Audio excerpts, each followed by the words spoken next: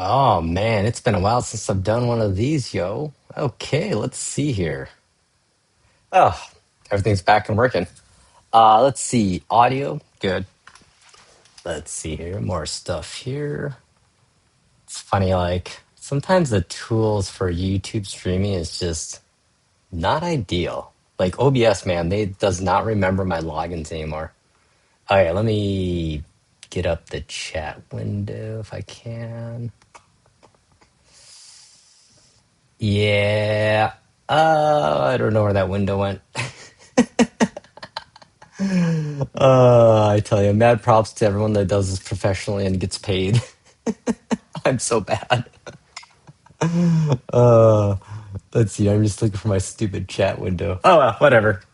Anyhow, so yeah, Apple doing Apple things, man. Like, I'm amazed. Like, oops, that's the wrong one.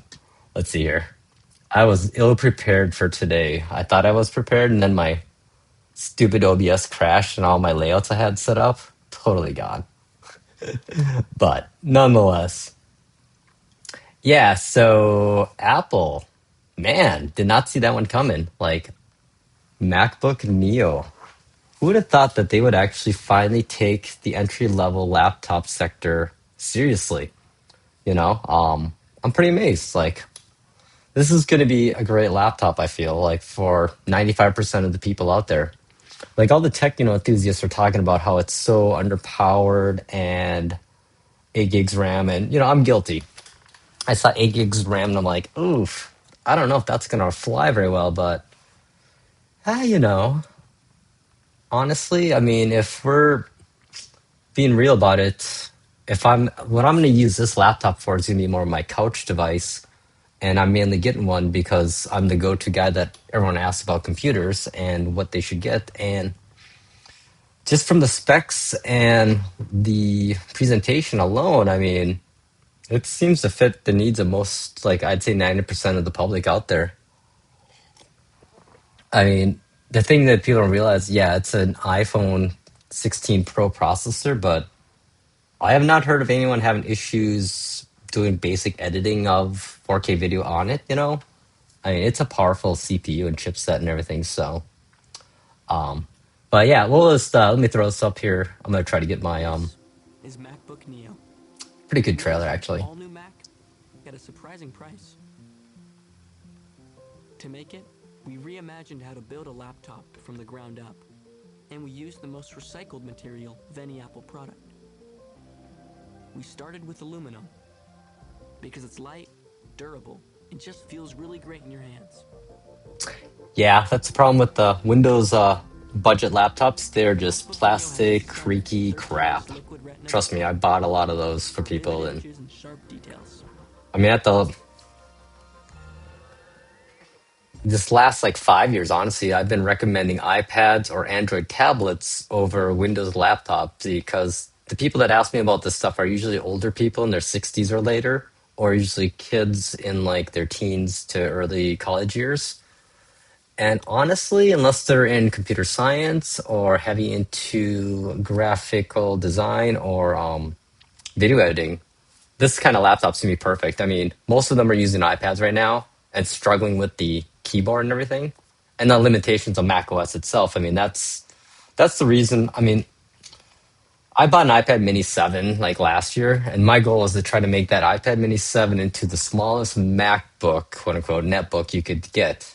And I spent quite a few $100s on accessories, keyboards, and in the end, I ended up never using my keyboards and just used the tablet as a tablet. And then whenever I needed to type like comments on Reddit or anything, I'd get frustrated with the stupid touch keyboard because I hate touch keyboards and would go and sit at my desk here where I'm at now and type my comments. So basically, this Neo is going to fix that problem of typing input on my couch. But I think, the thing for me though is that I've come into this laptop model, this Neo, with very low expectations performance wise. Like my expectations are that it's going to run web browsers with multiple tabs, no problem whatsoever. It's going to run the Photos app, no problem. Any Apple app, it's going to be seamlessly beautiful. You're gonna be able to probably modify and do some basic edits in iMovie with 1080p, no problem. 4K, not a problem either. I mean, this thing's the processor, the was it A18 Pro? It's equivalent to at least an M1, if not M2 chip, actually. Um, Single core and multi core processing power wise. So it's no slouch. Like, I'm literally rocking. Hang on, let's see here. Oh, it's in my pocket. Look what I'm rocking. Techie guy, iPhone 13 mini. This thing is so weak compared to what this the iPhone 16 Pro was even, you know?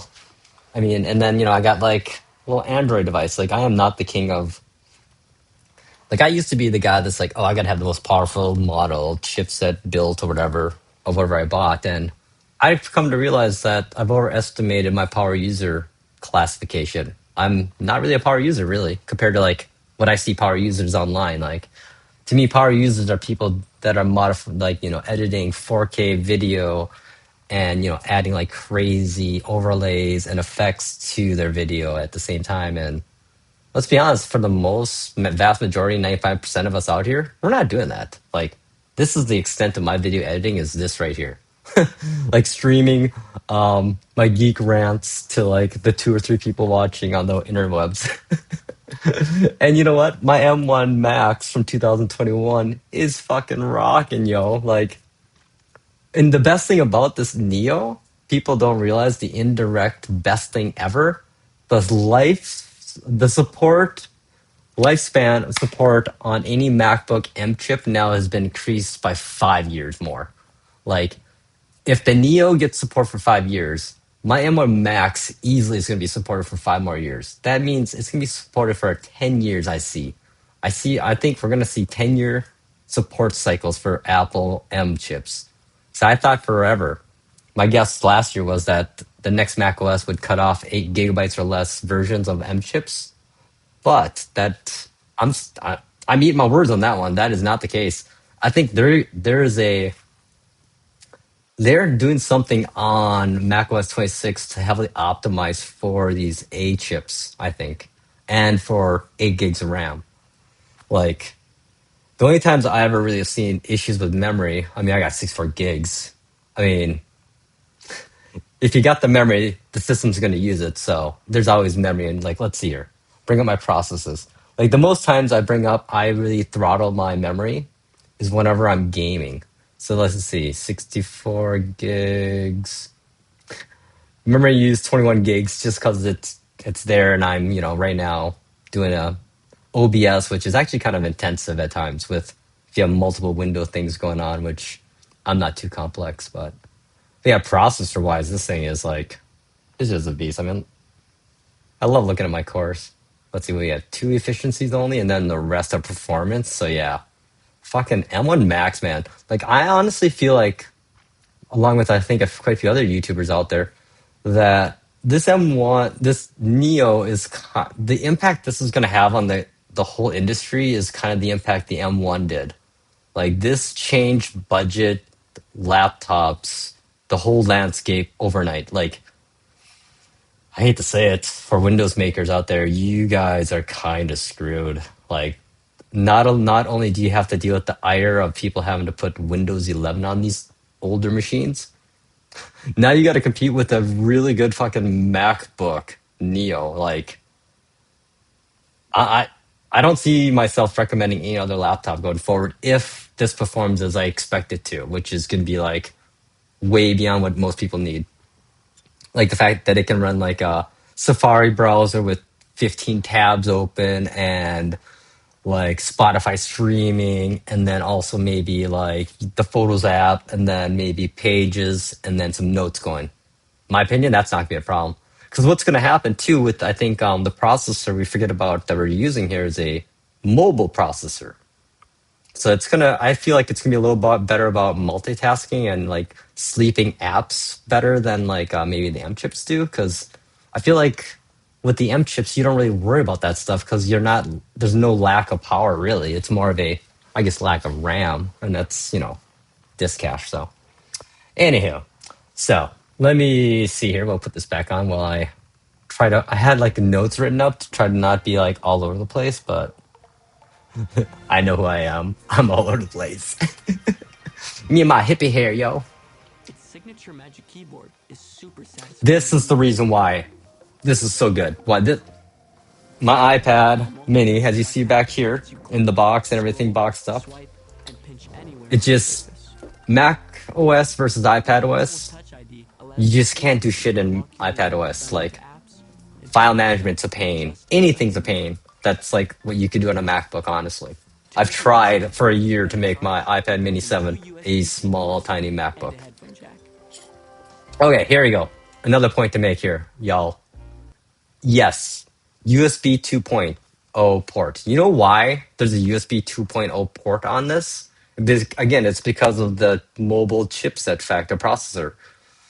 That, the A18 Pro, I think it's A18 Pro.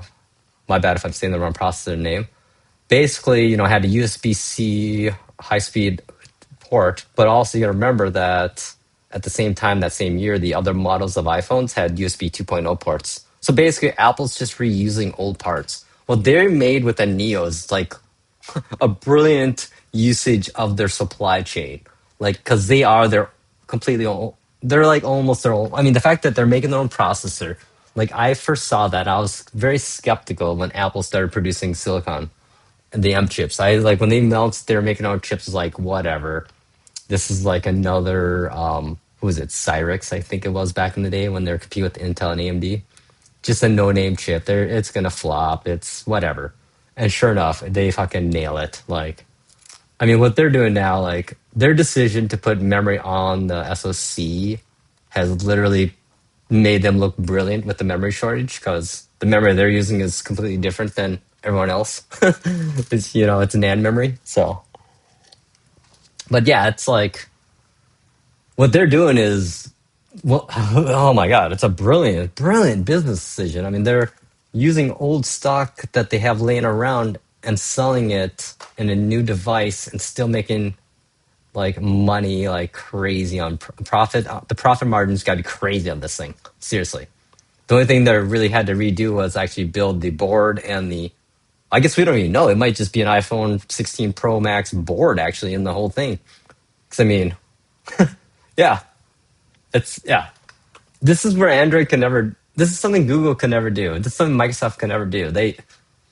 Apple really they played the long game, and it's starting to show right now. I mean, the integration between all their devices and their ecosystems, along with the fact that they can literally repurpose some of their high-end smartphones from a year ago into a MacBook and sell it and make like that's just crazy. I mean, honestly, I should probably wait till next year for the revision to this because it's like people saying it's probably going to be a touchscreen. It's probably going to run iPad or iPhone apps natively, like since the processor is not. I mean, there's a good. That's I think the biggest advantage that we're not going to find out until we get it. I feel like we're going to see iOS, iPhone apps, almost every one of them. There's no reason they're not going to be compatible because of the processor is literally an iPhone processor. So who knows? Like I've been trying not to buy technology lately, and like I said that this little awesome little thing here, this Retroid Pocket 6 gig version was my last tech toy, but holy balls, like this is exactly what I've been asking for the last 20 years. I mean I've been doing videos on YouTube forever about like putting Mac OS on different devices. Like that was like my thing forever. Like I should have been putting stuff on MacBooks on anything, but here I am. Like, yeah, it's wild. It's like back in the day. Let's see how long ago. 17 years ago. This is what I was doing. Hello, everybody. It's CMonkey420 back again. It's been a while since I've Dude, uploaded anything that's 17 interesting, I years ago. Isn't guess, that to YouTube wild? or my blog. Anywho, today I'm just going to be showing you my Literally, new let's see here. MSI Let me Wind. speed it up. Oh, man. Look at Let's my take a look my at uh, XP. production quality has not increased at all. Say Because this thing here, factor or whatever. this MSI Win was a 10-inch, 11-inch netbook laptop, and I put a modified custom touchscreen on here, and I basically triple booted Vista at the time, which was horrible at the time, XP, and then OS X Leopard, OS 10 Leopard, I guess. But so yeah, like I've been trying to make tiny lap MacBooks forever, like. and the iPad Mini 7 was my last like test and failure. Like, I was posting over in the Reddit iPad Mini subreddit, like, hey guys, the Neo got me. Like, I just could never get the iPad 7 mini to do what I wanted to. And then others in the thread point out, I think you're trying to make a device into something that it wasn't originally meant to be. And you know what? That person just, boom, nailed it, hit it right in the head. The problem with the iPad is it will never be a MacBook Neo type of device just because of the fact of the OS itself. iPad OS is not good for managing files and doing actual productivity file management type of work. Like trying to move like a folder of files into three other folders. Oh my God, that is just painful. I'll just get up from my couch and go back and sit here where I am now and do that. Because it'll take me 3 seconds, whereas I'll be dragging. And who knows, I'll probably fucking drop the wrong files in a wrong folder and not know where it went. And yeah, I don't know. So yeah, like I'm probably way more excited than I should be on a budget entry level laptop, but this is like the eye opener. I mean, that's the thing about Apple is that they don't lead the pack in breakthrough technology. They lead the pack in taking technology and making it actually usable for everyone. Like, I used to hate Apple, like, up till 10 years ago. Like, thing is, I always have been in computers and I always make sure I'm playing and messing with all the operating systems. I need to work on Linux more. I know. I'm getting there though. Docker and my NASs have really upped my Linux game to be from fresh noob to greasy noob. So, but I mean, I've been dealing with Mac at the law firm. I was the only freaking fucking person in IT that actually knew how to use a Mac. So the cool thing is I got a lot of really fucking cool Mac work computers and devices, and I got to make a lot of decisions on the mobile device supports and whatnot. So, I mean, I had every iPad for like the first 6, 7 generations. The basically my boss would be like, "Hey, go down and try to get one of those one of those new iPads. We got to test those security and everything." So, good job, man. Good job. But yeah, no, Neo. Yeah, like this, I have a feeling if it performs, it's going to be the new default go to for anyone that needs a computer that's not going to be doing anything too extreme. The And they 1080p fucking camera brought back is the colors ability that to are extract cool. something you'll always look and sound great.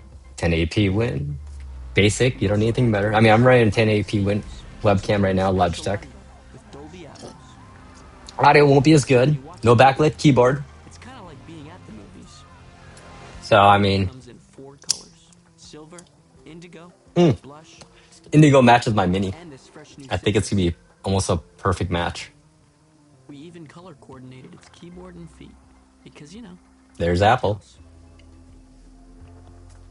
MacBook Neo is powered by A18 Pro. How many people's iPhone 16 Pros have been lagging doing whatever you're doing on your Supports phone? fast I just would curious to ask. I have not seen anyone say like, "Oh my God, multitasking. my iPhone 16 Pro cannot keep up with what I'm Drive doing." through everyday tasks, explore new hobbies, You're probably gonna be doing or less on even work through this than you would be on your everything phone, emails. honestly. Use Apple Intelligence to clean up images, express yourself, and get things done so easily. I like how it's You can also run the has most the ability popular to use AI AI models intelligence, Apple Intelligence if you want to, because Apple but Silicon they're is not so pushing it as efficient the with biggest thing. access That's to fuck you, 16,000 Microsoft, tools and Microslop. libraries. We don't want Copilot. I don't Constantly want Copilot on my updating Windows Magic 11 over Wand, there. an I incredibly literally have intuitive operating hacked my damn system. OS to make sure I Privacy don't and ever get it security are even. built right in. Okay, if you're gonna get this, get the 512. Seriously, it's the Touch ID is gonna be worth it, and 512. And most likely, well, we're not sure yet, but most likely what's gonna happen too is the SSD and the 512 is gonna be faster, depending on how the NAND chips and how they arrange them. Usually that's been the case with all the previous M chips. That the 256 versus 512, the 512 will be 256 chips. In turn, performance will be slightly better than 256. But let's be honest, SSDs are crazy fast. Like I don't know, most young people don't even know what it's like to have a hard drive, disk drive in your actual laptop. Like, yeah, you could literally be walking with your laptop on and accidentally run into a wall with it, like bump it, and it would fuck up the laptop or platter or something. Like, yeah, The moment SSDs became mainstream in laptops was the best moment for us techs. Minus data recovery initially, because that was a pain in the ass trying to figure out how to get data from them. Because the way SSDs write data, so wasn't the same way as platter drives. Again, I'm old. I've been around. I've been in computers since 2019, actually It's 1997. loaded with all the apps you Went need to to get college. started. I didn't think Thanks they to had the run same full apps macOS. you already use. I mean, that's Best of yeah. all, Neo works like magic with your iPhone. You can start a chat on your My plan too, actually, with the Neo is that I plan to fully restore my. I make time machine backups on my M1 Max all the time. So my plan is literally to restore my time machine back up to the Neo.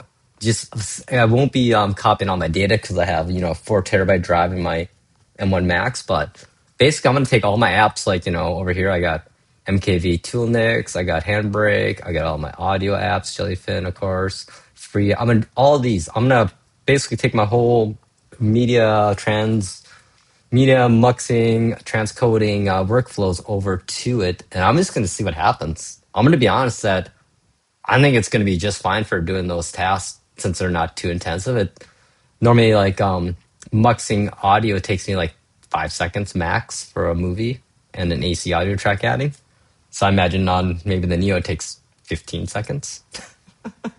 I mean, like my videos I've been making lately with the Retroid Pocket, like I'm just blown away like with just M chips and their how fucking amazing they are, and like how horrible it was before M first Apple Silicon. Like the last days of Intel Apple MacBooks, God, they were horrible. Like on paper, the specifications for the Intel based MacBooks were fucking amazing. Intel Core i9, 64 gigs of RAM, AMD Radeon GPU. I mean, it was beautiful sounding. And then you fucking turn it on and push the CPU a little bit, and boom, thermal throttled. Like the moment like people like are reviewing the silicons, I remember I was watching because it took me 5 years to get an Apple M1 Max. Like I didn't believe it for 5 years after it was out. Even I'm like, I don't know. Sounds like hype. Fucking get one. Try doing one thing on it like I do. I had a before I got this, I was into the GPD little like gaming laptops, the ones that have the controls built in. So I had like a Pocket 3, I think it was. So I had like Intel Core i7, the latest chipset, 13 or 12th gen, 32 gigs DDR5, a PCIe 4 NVMe. And that thing, if I would, I had to use Sony Vegas obviously on there for my stuff. And I would do the same kind of video length, and it would take about 20 minutes to export that video. Nowadays, I do it on my machine here, my Apple. Like I mean, again, I'm very basic, like the most basic YouTuber ever. This is my workflow. Look at this. Okay, I'm gonna show you my workflow as a like a shitty YouTuber. This is it right here. Like that's all. That's all I do. But this video normally would take 20 minutes on my Windows machine. If I export this, it takes 2 minutes. And this is like 1080p, 18 minutes. Like that's crazy. Like yeah. So the Neo's gonna be plenty good because I don't imagine anyone buying a Neo. Let's be honest, no one buying a Neo is gonna be fucking running Final Cut. If they do, they're geeky like me and they have expectations set very low, in that they're probably just happy that it runs, and it sure it takes twice the speed. But hey, you know what? This little thing I can take anywhere, not worry about losing it really like I would my nice M1 Max. So that's my thoughts. I got plenty of them, as you know. and continue on your iPhone. Oh, I have I have some grand ideas on the future of the iPad, though. Like, we're gonna see something crazy, Video. I think. You can even Okay, use your I'm going there. I've been thinking about this one for a while now. And this is the one thing about iPads that have annoyed me since day one of the first iPad release, because I always got all the cellular versions of iPads. And the biggest issue I always had with the iPad was like, why the fuck can't I make phone calls from it? Right? Right? You know what this is gonna do? This Neo announcement? I think we see a change in philosophy on iPads. I think we see iPads and iPhones now become more of a group together product offering versus iPads trying to be MacBooks. Now they're just gonna be like, you know what? We're not even gonna try anymore. Fuck it. It's gonna be iPad's an iPad. An iPad is an artistic, stylus, touchscreen device. You can have a keyboard if you want help for input, but we're not gonna focus on those features. So I feel like all these Mac, iPad OS 26 features we got with multitasking, they're not gonna expand and refine them because they're just gonna tell people to get a Neo. Honestly, if that's I'm an example. Like, I tried to make an iPad a MacBook and it failed. So now they made me this, and I'm just going to use that because I don't have to try to buy six different keyboards at $50 a pop, and then still not have it work, and still have a limitation of iPad OS and it's multitasking and just annoyance trying to use a mouse with it at times. So I think what's going to happen is I think I this year or next this year's models, we're going to see iPads get a voice modem included. Actually, because I don't think we're at the point in technology now where everybody carries a bag. It doesn't matter if your phone never leaves your bag because you have AirPods or headphones, or people don't even fucking answer their phone anyway. So who cares? You know what I'm saying? Like, that is the biggest thing we're gonna see. We're gonna see iPads gain the ability to make phone calls and have a SIM card and a phone plan right on it, not just data only plan. I mean, I think that's what we're gonna see because I mean, why are you preventing us from using an iPad mini as a phone? You know, like, I just saying, it seems stupid not to do it, and then and I think we'll just. It's a nice. It. I think the problem with the iPad, why it's kind of lost its way in the last few years, is that it's trying to be something it isn't. Like, people like me are trying to make it into something it really shouldn't have been, anyways.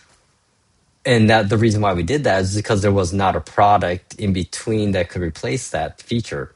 Ideally, I do wish this was a little bit smaller, like a 10-inch netbook, but I'm getting older, so I could use the bigger screen, honestly. So that's my big guess, is that we're going to see iPads just become big iPhones. I don't know why not, That would make sense. Why not? Like, all of us guys have our man bags now. So, I mean, when you get a phone call on your iPhone, do you actually take your phone out and look at it, or do you just wait to go to voicemail, see if they left a message or not? Right? I think that's the latter is more the realistic answer to the situation. So I think Apple should just, why not? Again, I mean, maybe people just don't want to buy an iPhone and just would rather have an iPad all in one. Then it kind of seems silly that I have to use, number share, or not number share, I guess a Bluetooth connection to my iPad when I have a cellular version of it. So we'll see though. I might be the only one that thinks that way, I guess. So I'm not usually mainstream at times. But yeah, awesome. And dude, colors. Jeez, finally. Without holding your iPhone. That's the thing I got annoyed with Apple recently So was that's MacBook Neo. it was taking itself too fucking seriously. Companies need to stop doing that. You're not that. I don't care. We're humans. We just want to have some fucking fun once in a while.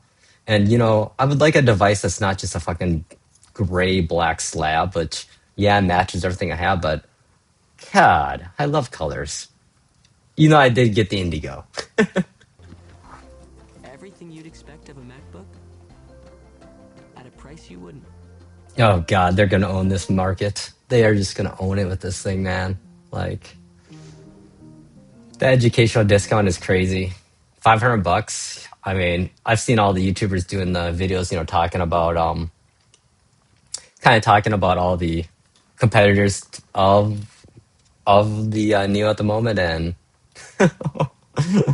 fuck Chromebooks, man. Seriously, who the fuck pays more than $300 for a Chromebook? Like, my device I have for my home assistant's an Android Samsung tablet. I looked at my eBay history. I'd see how much I paid for that 4 years ago. I paid $30 for literally a Samsung tablet that was 2 years old in a perfect condition. If that says anything. And all I use that for literally is to display a web page of my home assistant dashboard so I can see like weather and what's playing on my Plex or whatever. And yeah, dude, Dell, any entry level laptop maker, holy fuck. I don't care how cheap you are. The biggest problem all the Windows laptop makers have is that it's running Windows 11. I mean, that is on top of it, and it's the materials are just crap. I mean, I fixed people's laptops, I replace screens, and I've been doing that for 15 years. And I used to recommend the budget Windows laptops because they were pretty good for a while there. But now it's just like, I don't know, man. They're just, you guys, it's like Microsoft's trying to fulfill a need that no one asked to get fulfilled. Like, I'm sorry, Microsoft, I'm not a fucking complete idiot. I don't need to ask my goddamn computer basic fucking shit. Yeah, maybe your CEOs are that stupid because it sure seems like it, but I don't know. That's the problem I have with Microsoft and the way they're addressing it. A lot of the companies that use an AI, they literally their commercials are literally saying, "You're a fucking idiot. You need AI." It's like, dude, maybe there are, but fuck you. AI is unfortunately the reason down. Might be the reason why society does its thing. Oh yeah, let's see here. I got a little PDF up I took of the press statement of theirs to get a little more info to put on screen and be fancy here. Let's see. Sorry, I'm bad. Smoking again, man. Fucking this last 2 months in Minnesota has been a little stressful. In the US. I mean, it's not like we're fucking declaring war on country right now. Sorry, I brought politics into it for a second, but yeah. Yeah, what they're gonna do here is like, I mean, the specs, no backlit keyboard. Sure, that sucks.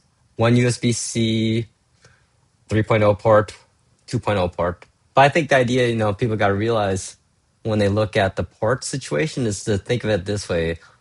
The USB 2.0 port, that's your charging port. That's all you use that for. Nothing else but that. They both support charging, so what port would you use? The USB 2.0 port for charging. So basically, that would free up your USB 3.0 port to then connect a dock or dongle with, and then you get your HDMI out and additional inputs. So unfortunately, we're back to dongle life. But the funny thing is, I already had them with my iPad mini, and all those iPad mini accessories I bought will work perfectly with this, which was just a tiny little HDMI dock. But yeah, I mean, 1080p camera, that sounds just good enough. I don't need no. I mean, it'd be nice to have the nicer webcam, but again, price, entry level. I mean, if you need to do some Zoom calls, the quality is going to be better than the webcam I'm using now. This is a Logitech from 7 years ago, and you know what's fucking amazing? Okay, sidetracking here. You know what blows my mind? The fact that YouTubers, even me, my YouTube streams are better quality than fucking celebrities and people that are doing news. What the fuck's up with that, yo? How do they not know how to fucking do a webcast? It's fucking 2026. You get paid to be in front of a fucking camera, yet us, like, basement dweller YouTubers have better setups than you do. Like, it was hilarious, like, in the pandemic when it first happened. You could tell who the gamers were when you were seeing interviews on TV, like, holy shit, that dude's like got 4K fucking, he's doing 120 hertz. And then you have like the like famous newscaster net them like running a fucking Zoom meeting off a potato. It's like, y'all are rich enough to buy a fucking decent computer webcam and hire a dude for 100 bucks an hour to set it up for you. Blows my mind. Blows my mind. Like, how do I have better production quality than other news agencies and I'm not even a good YouTuber? Like, I'm I'm trailer trash YouTuber. Oh shit, I'm sorry. I forgot to bring up my comments still. I forgot. So, oh hey, there it is. Ah, sorry if I don't think I was talking or anything, so I realize people just like listen to me maybe rant once in a while, or that's what they say at least. I have a tendency to like to rant. But it's fun. I figure I need I like to give my opinion because I've been following the industry for, well, since it really since the 90s, 2000s, really. I mean, I've been online since 1992, chronically online for the last 5 years. Like, I could be a Hassan dude because I'm online so much, but I'm not that interesting. At least I admit it, right? I know who I am. I'm kind of boring and geeky. but I'm very friendly. Yeah, dude, the pricing, man. That's what I've been thinking would be. I for sure thought 800, 900. But I mean, when you do that kind of pricing, that's just like, fuck. It's hard to compete with that pricing if you're anyone else out there right now. Like, I feel like I heard someone talk about this recently on a podcast, asking about some industry expert that knew ahead of time about the Neo and was like voicing their concerns about the destruction of the budget and laptop market for Windows.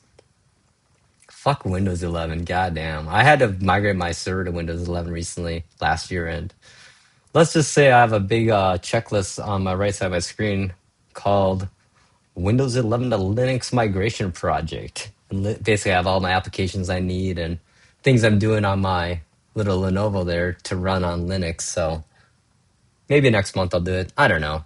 I have my Windows 11 locked down so good that it can't do anything. Like it can't even update right now. I don't care. I'll take like the CVE threats over fucking Microsoft sabotaging their own OS with updates. Again, I worked in IT. I was the guy that ran the wussy server that ran Windows updates and tested all the fucking updates before we pushed them to all our users. And yeah, every month I had to hold back updates because they broke shit. So whatever. Anyhow, so yeah, I'm not sure. I mean, it's weird. Like I really didn't. I saw the announcement when it came out. Didn't think much of it, and then I started thinking about it. And then I picked up my iPad next to me on my couch. And I'm like responding to some comments on Reddit. I'm like, ugh. Got up, sat down at my desk. And I'm like, yep, I'm gonna buy one. So basically, what I'm gonna do is I'm selling my iPad Mini 7.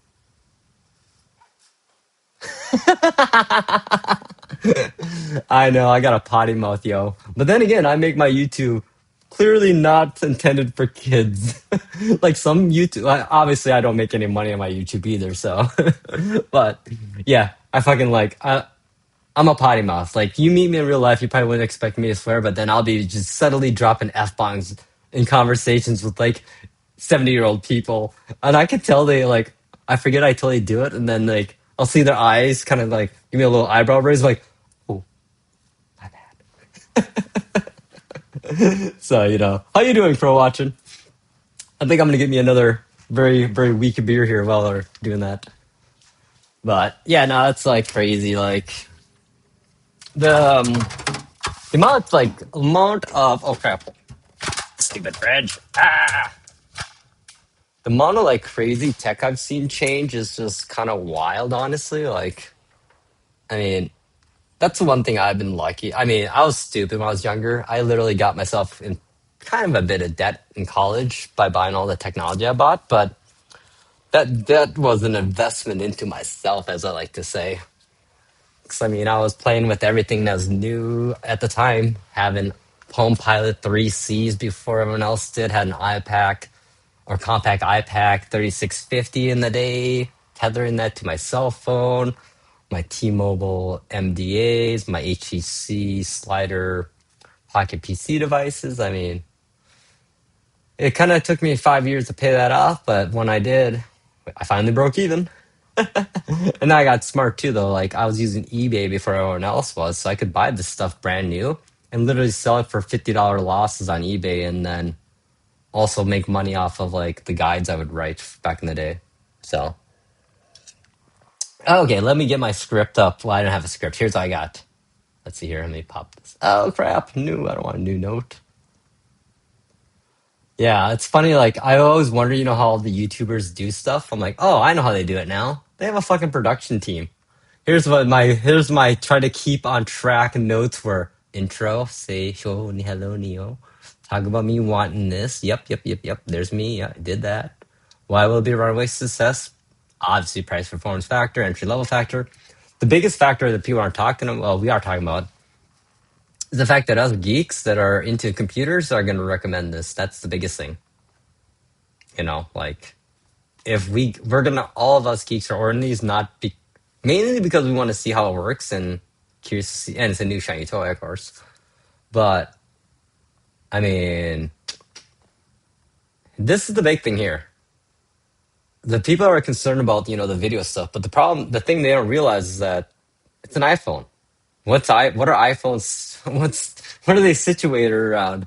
Cameras and photos and videos, man. I mean, it has onboard hardware transcoding or decoding for all the major codecs. Like it outputs HDR with Dolby Vision, HDR10, HDR10 Plus, HLG. This could be a very good 4K video output device for your TV. I mean, so for those that don't maybe have a proper 4K thing. Yeah, again, like I said, the USB 2 port, that to me is just, I would just consider that to be your dedicated charging port, honestly. No one's going to want, unless you want to hook up like some easy accessories like a mouse or keyboard to it. But then if you're going to go that route, you might as well just get a little dock dongle. And if you're really, really going to go that route, you might as well just buy a MacBook Air M4, M5, I mean, you get to a certain point of your needs and usage where the Neo no longer is very relevant. You're better off just going up a price bracket, a couple $100 more for an M Air. So, the Mac I'm using right now is a 2021 MacBook Pro 14-inch M1 Max. I got this last year at eBay for $1,400, and it literally had 100% battery health on it. 34 cycles on the battery. Came with 64 gigs of RAM. Fuck yeah. And 4 terabyte SSD. So it literally was the top end model at that time. And it's like perfect. Oh, dude. Like, yeah. I don't think I'll need to upgrade my main MacBook here for at least another 5 years. Yeah, dude. And the funny thing is, the company I bought it from, originally they had it listed for like 14.99, and I literally was like, "What the hell?" Put an offer in, best offer in of $1,400. Because every other version of this laptop I'd seen out there was like literally $2,000 to $2,200, which I thought was great though. Oh, and Mac Studio, dude. Oh, I'm a little jealous now, dude. How much RAM do you got? If you have 120 gigs, I'm just gonna like cream in my pants right now. Oh, I'm sorry. I'm that guy. I like my tech too much. Oh, look at me, fancy boy. Oh, that ain't bad though. 36 gigs? Oh, yeah. I mean, unless you're like doing LLM stuff or Blender or like crazy crossover gaming, 24 to 36 gigs is gonna be plenty good. Yeah. So, you know what I'm saying? That's what I'm saying. That's like kind of like I like to do these geek streams, Geekcast, where just to kind of spitball talk, about technology as a lifelong geek that's not like a big name or like I like to consider myself your average. I'm your dude that that guy that knows like a lot of shit, and then well he can get you anything you need software media wise to like that's why I am. So I like to talk about shit because I think my biggest skill. Okay, I don't want to be like a bragging or anything, but my biggest skill in life is being able to translate complex processes to normal people, everyday language. And that's like the best. Young people, if you want a skill in life, if you can figure out how to take complex processes and break them down into smaller steps and to the point where you can explain them to a person off the street, you're going to be very successful in life and everything you do. Because that means to be able to break a complex task down in that kind of way is a full understanding of what you're talking about and also helps you learn that stuff too. So, oh, you do the video editing. Nice. Yeah, like my video editing, my workflow. Let's see here again. Like, this is my workflow: Affinity, iMovie. I don't do GarageBand anymore. I used to make background music, but I'm not very good. Yeah, my workflows are like this. This is it right here. My Team Ninja Turtle video. That's all. I just put like 3 captions in it and put some video in there. Oh, dude, that's exactly no name. That's exactly like my thought too. Like people like I post like on Reddit all the time the iPad Mini place. I'm like, sorry guys, I love this iPad. It's a great iPad, but it just wasn't doing what I needed to. When that is just literally talking, like typing. Final Cut Pro. Oh, dude, I never learned Final Cut Pro. I know I always had to support the at the law firm the graphics team, so I had to build like fucking crazy machines for them, which is really fun. Not like spending like $5,000 on like a crazy AMD build or whatever. Yeah, I remember the video card I bought. I can't remember what model it was. That thing cost more than like the two laptops I had at my desk. Cause like $3,500 like GPU. And the fucking thing took more power than the main computer itself. That's what's mind blowing, you know. I'm thinking back in my days. I grew up with back in my day in like 2002. If you had a TNT Riva 32, that thing would run everything you needed. That would run a little bit of what was I playing in those days? A little Unreal. No, I needed a GeForce at that point to run Unreal Tournament. But I mean, I ran GTA 1 and 2, the old school top down ones and everything. So, but but yeah, I mean, spec wise, the most important thing really is the Wi-Fi 6 and Bluetooth 6, in my opinion, for this kind of device. Port-wise, I mean, I hate to admit it, you know, like the average Joe isn't plugging too many things into their computers. Oh, I'm about in my mid 40s right now. Under between 45 and 50, we'll say. How's that sound? If you could see better, I have a lot of gray hair here, but my webcam is good about masking my black hair, my gray hair, I guess. So yeah, it's funny. Like a lot of people don't realize this because I'm a small, tiny little dude, and I don't know. I was talking to my relatives about it today. Like, I think the reason why people don't think I'm as old as I am is because of my mentality and how my take on life. Like, I don't know. I get excited about life. Oh, thank you. I hope that's a good. Holy crap. I mean, yeah. Look at me. I'm wearing like a. Hang on. There we go. Little hackers, baby. Hack the planet, yo. Yeah, I've seen a lot of shit, yo. Well, I've seen everything. Everything that's modern computing. Everything. Everything. Like, name something in computer history in the last 20 years. I've done it or been a part of it or played with it. Let's see. Oh my God. I mean, I was DVD ripping. I had the first DVD burner, dual layer burner back in the day, the HP 2.1 and 2.1 speed one. So I literally was writing DVD backup guides on afterdawn.com, and that's how I kind of got quite a bit of traffic to my website in the old days. I've been pirating media for fucking since you could. I've been on Wera site since day one, since 0 days. I'm still on that world. I still am participating in the torrent tracker world these days. So yeah, if anyone needs a torrent leech invite ever, hit me up sometime. I could probably get you one. I have quite a few laying around that no one wants. But yeah, okay, let's go on to something else. This thing. Oh my god. This thing is. Oh my god. Retroid, you nailed it, man. Black Star. Oh my god, that's a name I have not heard in forever, yo. Oh, dude. Yeah. I remember back in people don't realize in the old days how time consuming everything was and how slow things were.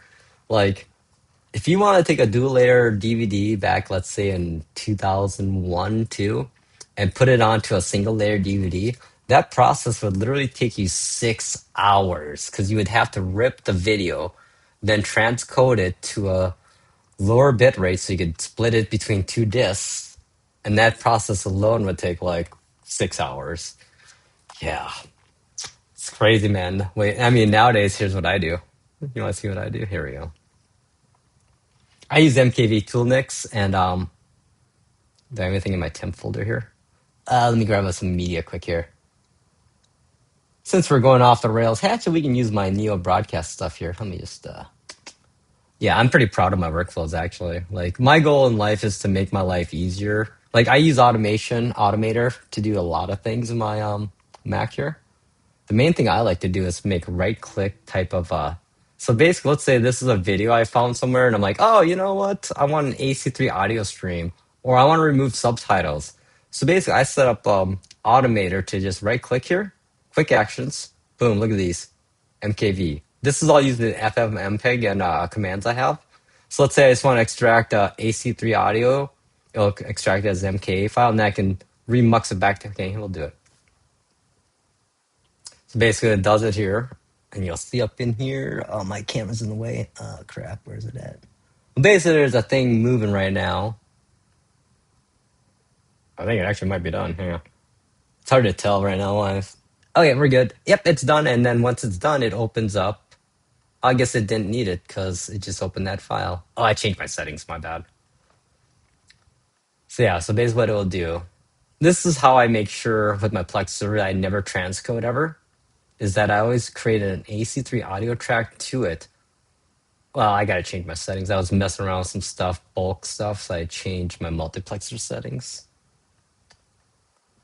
It's crazy to think how complex stuff is at times, but so yeah, basically what I do then is I selected will add an H3 audio, my subtitles, all that stuff, and then multiplex it. And this multiplexing will take literally seconds. It's so crazy because it keeps the original audio video stream like here intact. Just kind of wish I could. Well, anywho, I gotta fix that later. So yeah, that's kind of neat. And like the thing I hate is like having subtitles at times that are just horrible. So you can remove whichever stream you want. Yay! So there you go. Some random geek computing stuff. But no, back to awesomeness. Oh, dude, hang on. Yeah, I got a sweet little screensaver. This is the Nexus screensaver back in the day. It's a live one. Just looks really good. If I was really special here right now, I would hook up my audio input into my Mac and yeah, but I'm lazy. So yeah, I've been using like ESD. $5 worth it. Best front end I've used ever. Really, really pretty. Like the how good. Oh, I'm sorry. The dock on the left side. This here is just all my productivity apps. Basically, I have a program I've been using forever since. Oh crap! Right here it is. This is basically an app I found online called Extra Dock. It basically adds all these custom docs I have. Like, I have like so this one here, and I have my browsers here.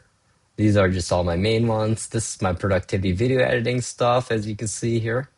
Very cool because they got rid of Launchpad, and I love docs. Like people are like, why would you want that? Like, well, because I don't. All I got to do is literally click on an icon on my screen. And I have everything I need right there. So why not? I think I paid $10 for it. The developer, they will totally respond to any requests you have. I mean, they're not going to fulfill them all the time, but I've been working. I actually worked with this developer for like I'd say like 2 months to fix quite a few issues they were having. I told him like, hey, I love your app. If you want to send me beta versions, I will test and QC your app for free. And guess what? He sent me beta versions. And guess what? All the issues that we were having are fixed. So companies, if you want me to test shit for you, let's do it. Emulator on Chromebook. Ooh, well, what actually do you want to emulate? I guess what systems are you looking for, my friend? No hating? No, you don't need to hate. It's all good. There ain't no hating here. I see no hating. Y'all cool.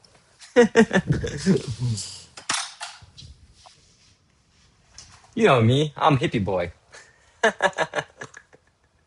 PS2? Oh, dude, you can do PS2 on most anything now. I mean, this little fucker here, this will do PS2 beautifully at 1080p. PS2 you want to be using, I know on Android, let's see here. Android, I think it's NetherSX I've been using. It is phenomenal, 1080p, 60 frames if it supports it, widescreen if it supports it. Um, yeah, NetherSX. For like, let's say Switch gaming, what the hell? Let's do it. Hey, no problem, man. Not a problem. Yeah, NetherSX. It used to be called Aether SX, Aether SX, but I think it got discontinued or the developer stopped working on it, so they branched it. So that's the new version. I think there's a Windows version or PC Mac version. For Switch emulation though, lately I've been using Rygenix ever since Yuzu got kind of taken down, or whatever.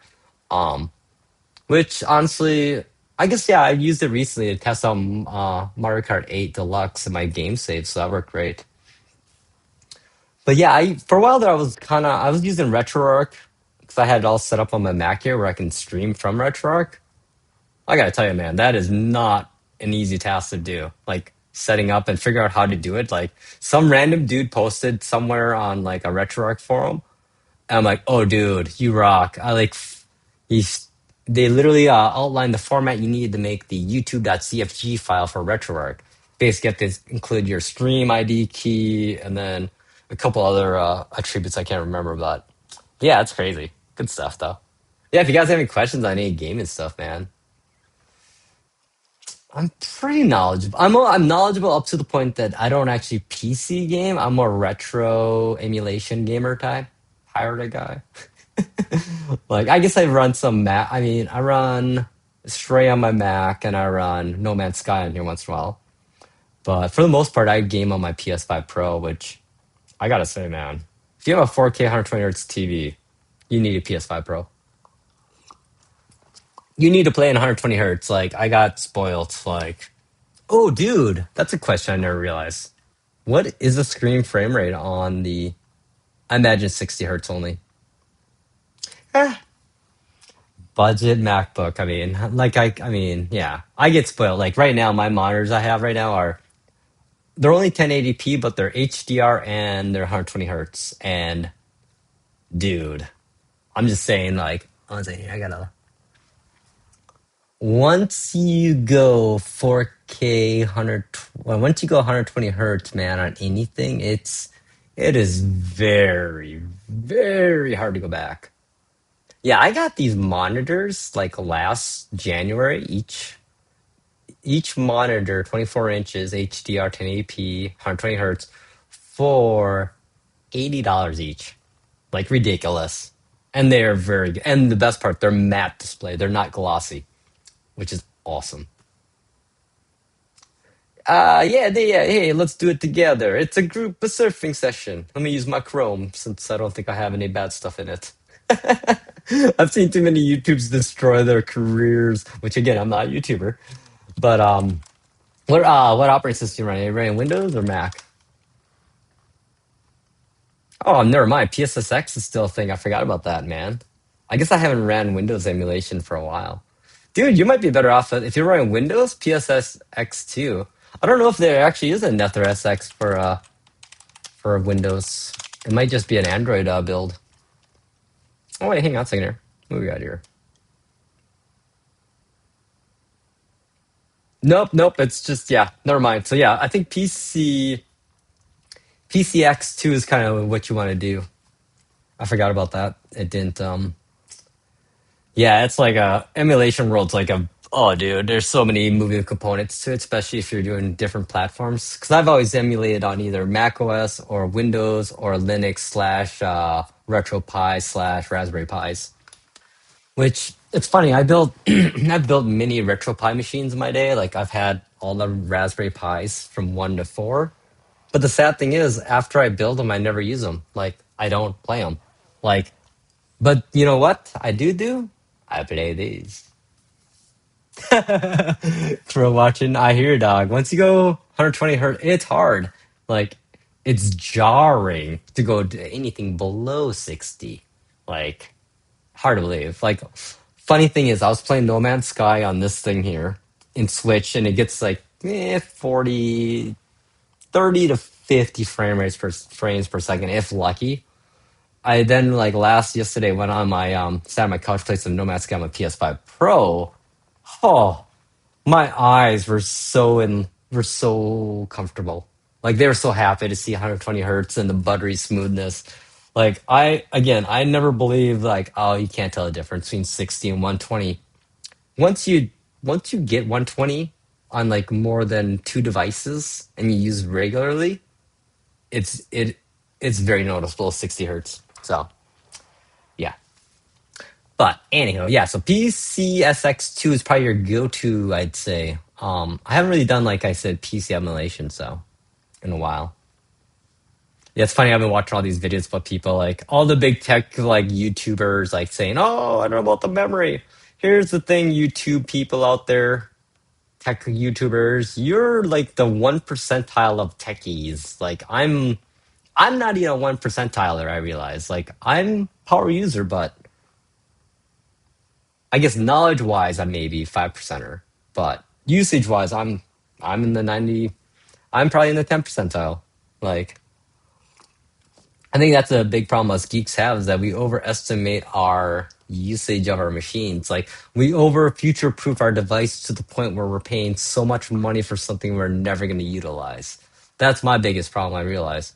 Like with this M1 Max, so for me, this wasn't just horsepower; it was more longevity because I feel like this M1 Max I have is I don't plan to upgrade for at least 5 years, like as my main machine, because everything I have right now, how it's working is it's perfect. Like there's not a task besides maybe with like loading in some LLMs and running some crazy inquiries on it that really hampered. I mean, yeah, crossover. Dude, I can't imagine if I had an M4 Max Studio. Yeah, I don't. I'd probably be good for at least 10 years with that thing. I mean, yeah, that's the thing. Apple's kind of in a way. It's funny, like how Apple is. Like back in the day, if you remember, 2006, Apple released the 2005 to 2006 era MacBook Pro was the best MacBook Pro Mac ever made at that time, and I feel the M1 Max M1 and the M1 Max especially is basically the modern iteration. Like there's so many people I feel like that are on M1 Maxes still that are like, I don't really need to upgrade because this fucking thing is crazy. Like I think it still has this same memory bandwidth as the newest M5s, which I mean that says a lot right there. I could be wrong though. I haven't really looked at the new one since this is so good. Oh yeah, dude, totally top notch. Like they just made such a great laptop. Like the hardware too. I mean, the people don't realize either. Think about since it's been 5 years that the time.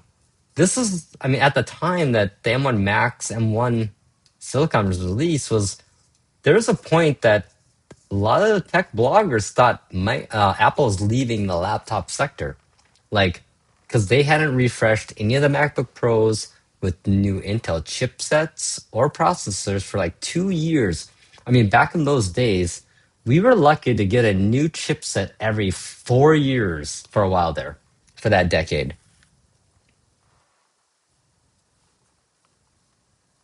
Ooh, gaming? iPhone 5S? Yeah, I think so. Yeah, I think that'd be fine. RetroArch? I mean, you could probably do RetroArch up to. I bet you could do up to PlayStation 1, even, I feel. I mean, iPhones, we forget how much power we have in our pocket with our phones, man. It's kind of crazy. Oh, dude. Yeah, that's better than mine. I think mine's only like 3,200 gigabits.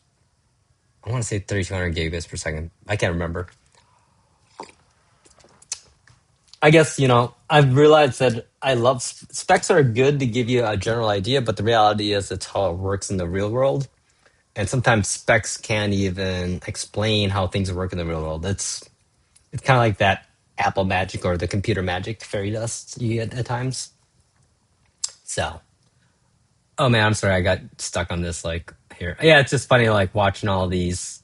I watch all these videos just because it's fun to see what the tech people say.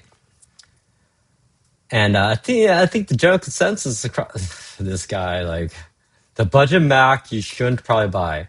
Dude, I don't like this guy. Like I don't like this channel even, just Josh. Like I did for a bit, but I'm like, yeah, you're just a Windows like fanboy. And you know what, dude? Like his video here talking about this, like, no shit. It's 8 gigs of RAM, dude. If you're running Blender, you shouldn't be fucking buying a Neo dummy. Dude, this no, yeah. Know your audience, man. Like people watching YouTube videos probably aren't the target audience for the Neo, but here's the thing: they are even more so because the people watching these videos, like me, I know what my expectations are, and I set them low. I'm not expecting this to be an M1 Max or an M2 Max, or It's not going to be an M3 Ultra. It's the lowest end MacBook you can buy. So my expectations are set here. I'm not expecting it to do 4K, DaVinci, or Final Cut Pro. It's like Yeah, yeah, dude. I just hang on here. I want to say, do not recommend anymore. Don't like him at all. Like he was giving props to Razer in the day, and then he finally criticized them. Like, dude, you're fucking buying Razer laptops.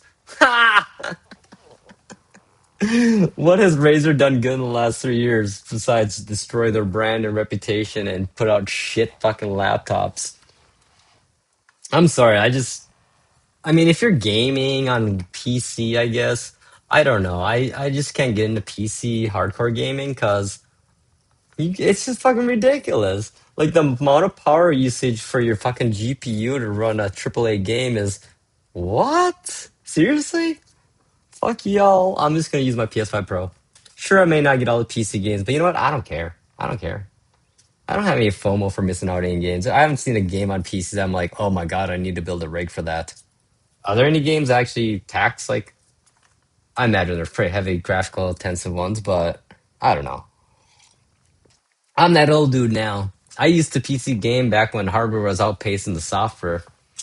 That was fun times, man. Yeah, dude, I hear you, man, about RetroArch on iOS. Like, it runs really good. Like, I ran it on my iPad Mini.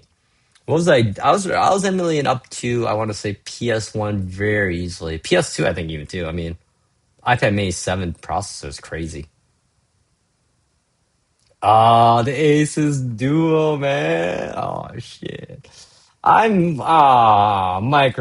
You fucking Jesus, Microsoft, man. I've followed them forever, man. Like they blow my mind in how they can drop the ball so consistently and so often.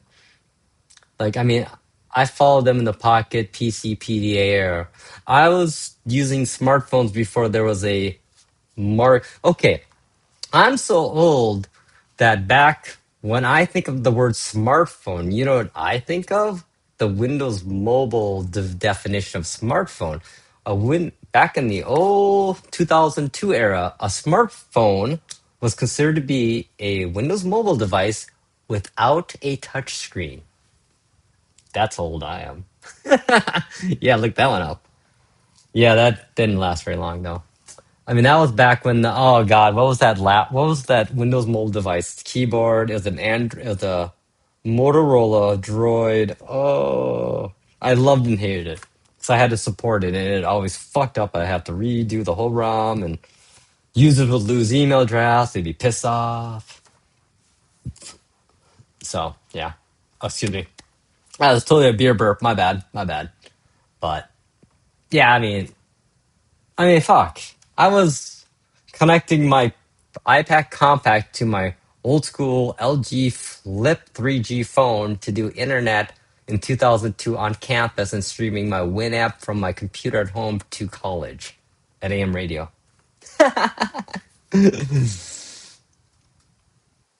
Oh my god, Nokia's dude. Hang on.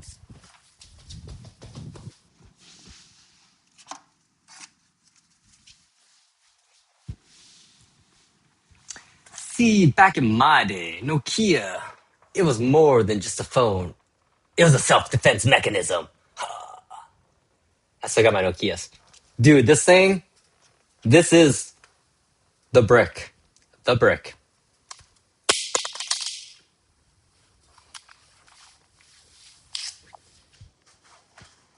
Yep. Usually the batteries would pop out. That was like the thing with Nokias. Like, look at this little guy. Look at that. Look at phones, man. How they used to be. Hang on. I have a lot of phones. I was a phone geek. Like, I was into Sony W phones, Sony Ericsson phones that you could only import. So I had like the first 4.0 megapixel camera phone. And one second.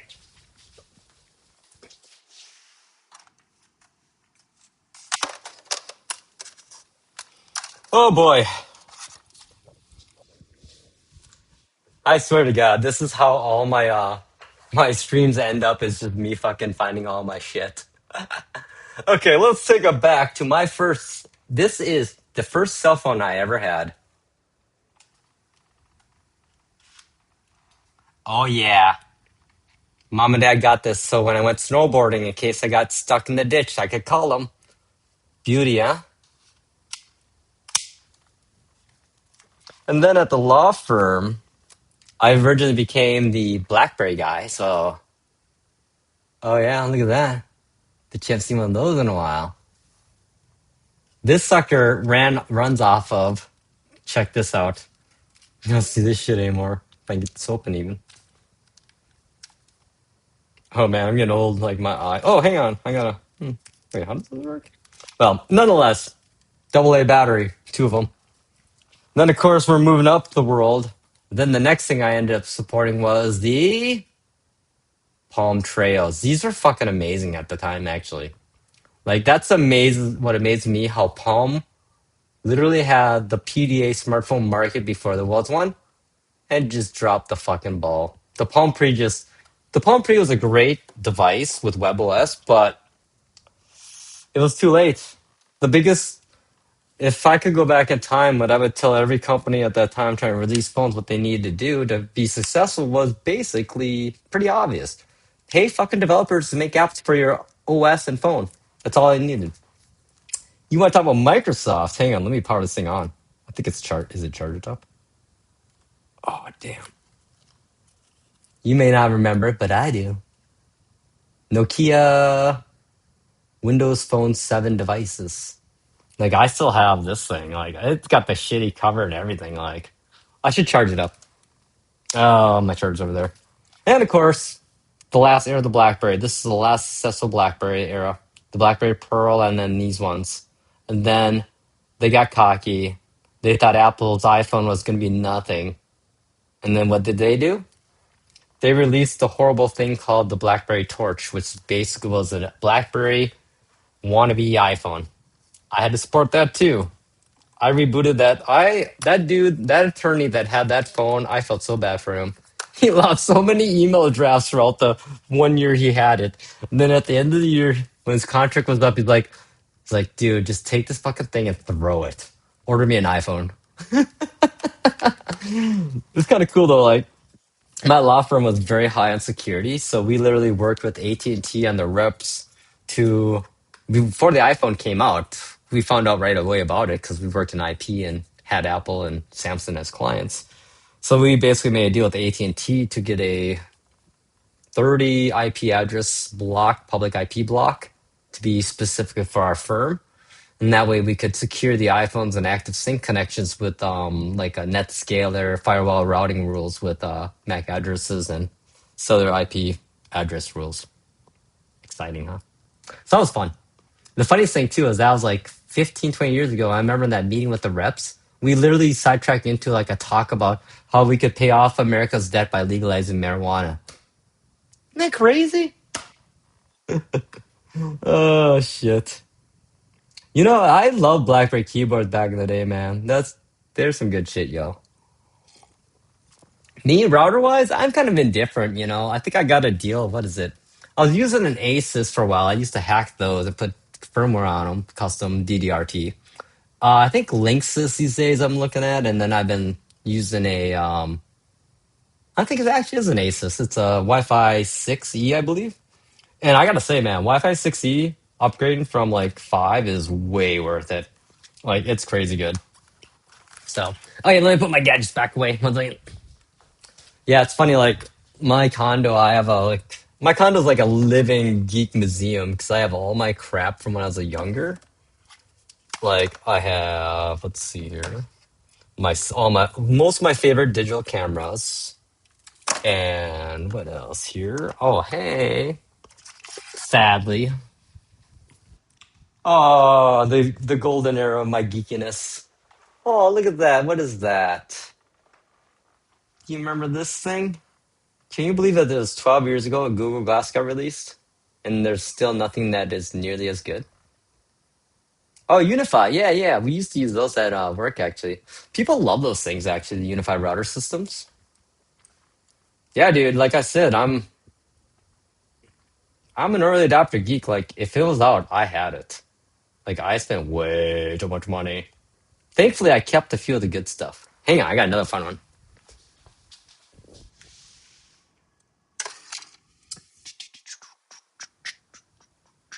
Where did I put it? Oh, crap. Oh, I must have put that away. Yeah, I got one of those Surface Duos. I love that little thing. Oh my god, this thing here. Here's the thing. People don't realize, like, I don't think people realize how thin of laptops Lenovo was making. Again, like this is why I say I feel like I'm a good authority on these on the MacBook Neo and this genre of devices. Because what is this? This is a Lenovo ThinkBook. Oh my god, dude, 20,000? I'm not worthy. I'm not worthy of your geekiness. That's some spending, yo. But check this out. Look at this thing. This is a Lenovo Yoga book. Like, hang on, is there power on this thing? I had a Windows version of this. Basically, OLED. Look at this thing, how tiny it is. Capacitive touch keyboard here. I mean, and this, yeah. This is like 8 years old.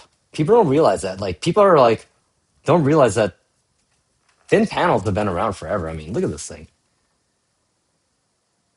It's wild. Beautiful hardware. Horrible OS. Horrible software implementation. Lenovo still needs to hire some proper software engineers for the codes. But, dude, yeah, I got a lot of stuff. Like, I've kept only the good stuff. Yeah, exactly. Like people are like Galaxy Fold thinness. I'm like, dude, it's been around forever. Like this thing. Like I have my Surface Duo. That thing is literally the same. I think they source the same panels but smaller. So like the Courier, this is what the Courier would have been. It would have been dual LCD or dual OLED. Oh, look at that. Not a good sign on that. The shit. Oh wait, did I boot into recovery mode here? Ah, whatever. I just kept it around because it's just sweet harbor, man. And plus, let me gotta have the composition skin on it, right? But oh yeah, let's see here. I like showing old school technology, you know, because I like to keep a lot of it here. One second, one more thing.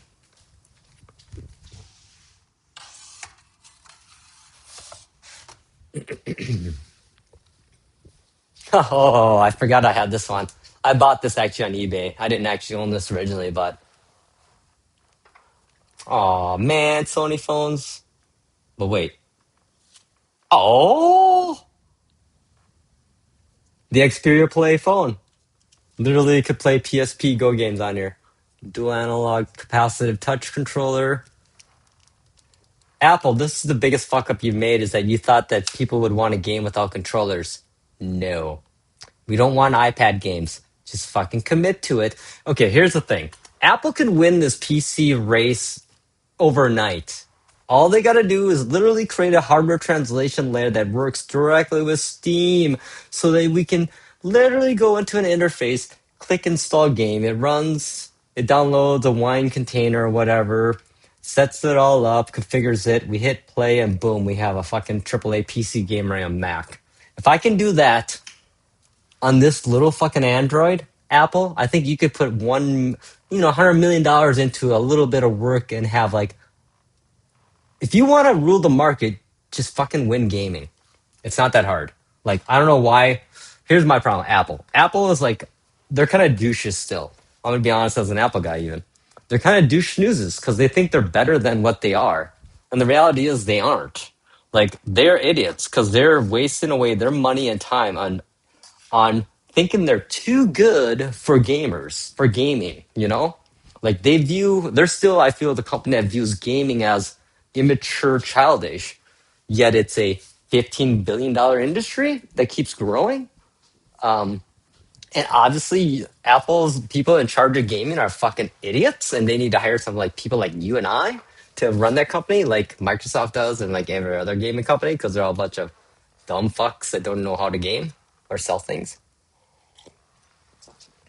Oh, this that Android. This is the Retroid Pocket 6. It's just got released in January. Unfortunately, this version is a 12 gigabit version RAM, but they stopped making that after just this last couple weeks ago now because of the RAM shortages. But yeah, the thing will play up to Switch easily. You can even do PC games like not as heavy ones. I mean, again, Apple. Why don't you team up with crossover or somebody and literally just for real go into gaming because you're going to have a lot more people that are going to start buying Macs. And if they could play some games at the same time, oh, bonus, man. Because people are starting to get really fucking sick of Windows. And Linux is it's there, but it's not quite there. So I don't know. Do you like printing money? Yeah, no? Okay. Well, it's actually running Android 13. Here. Oh, hang on. Let me make a. Oh, look at me! I get fancy here. Ah, look at me and my fancy scenes in OSBC. So yeah, I basically let me see. Oh, I should do a proper monitor. I guess I have my videos. I have. Hang on. Let me turn my lights because that's pretty. So I use the ESDE. I mean, this is such a weird angle. I'm such a weird dude. So yeah, like as you could tell, I basically have concentrated mainly on like anything above Nintendo. Okay, okay, retro gamers. I got some hard truth bombs to be dropping on y'all. Atari fucking sucks. Anything below NES fucking sucks to play. Stop pretending like it isn't, because it fucking sucks. You think basketball on Atari is fun? Yeah, quit lying to yourself. It ain't. I played these games as a kid, yo. Like, I've decided, like, before I first set up my Retroid Pocket 6, I literally had everything set up on. I had, like, probably 50,000 games on there. That include, Atari, Commodore, Atari 2600, Atari 5200, Atari 7200, CX Spectrum. And then I realized why. Like, I played basketball on Atari. And you know what I did? I literally closed the game in 3 seconds and deleted every single Atari ROM because you know what? I don't give a fuck. I grew up on that, yes, but you know what? It ain't fun. It's nostalgic, maybe for a second, but it ain't fun. So mad props to you people out there that actually like to play Atari 2600 on retro gaming, but I got it from GoRetroid.com, the actual website. And the funny thing is, I was a second batch order for it, and I literally got it end of January. I got it like literally a month ahead of time, and I'm so glad I did. But I bought the 16-bit version. So unfortunately, oh sold out. Yeah, they discontinued these ones.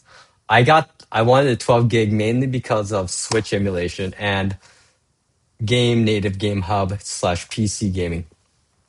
Yeah, it's pretty amazing. Like people don't realize that where Android gaming is gone these days with emulation of PC is fucking ridiculous. Well, hang on. This is like a demo I did back in the day on my MSI Wind. So let's see. Let's get out of here. Like the controls are so good. Like this size. Hang on. Hang on.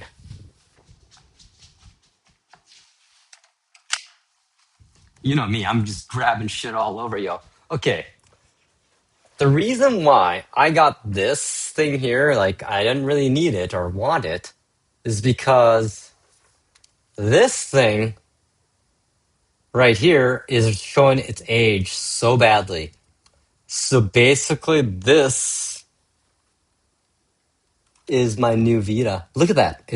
This is the reason why I got this and not a Steam Deck is because this is an actual fucking handheld. This ain't a big 12-inch tablet with controllers on the side, which my buddy has a Steam Deck. A few of my buddies have them. I played them. They're nice, yes. But let's be real. That's fucking not a handheld. Now that's a handheld. That's Crocodile Dundee would say. And I actually got the grip and didn't know if I'd like it, but this really helps. But I mean, dual analogs, oh, it is beautiful. OLED screen, 120 hertz. I mean, 256? Is it 256 or 512? No, 256 on board. Plus, I got a 1 terabyte SSD. Plus, I have a dock I can put this on so I can make it like a Switch and play it on my big screen TV too. What do I do for a living? Well, I have quite an answer for that. I always like to consider it to be interesting. Well, at the moment, I currently am kind of retired because of way life worked out recently. So basically, up till about 5 years ago, I worked high level IT sysadmin for a law firm in Minneapolis, and kind of was like their trial guy. I did their desktop support. I did their desktop images, application deployments, patching, rollouts.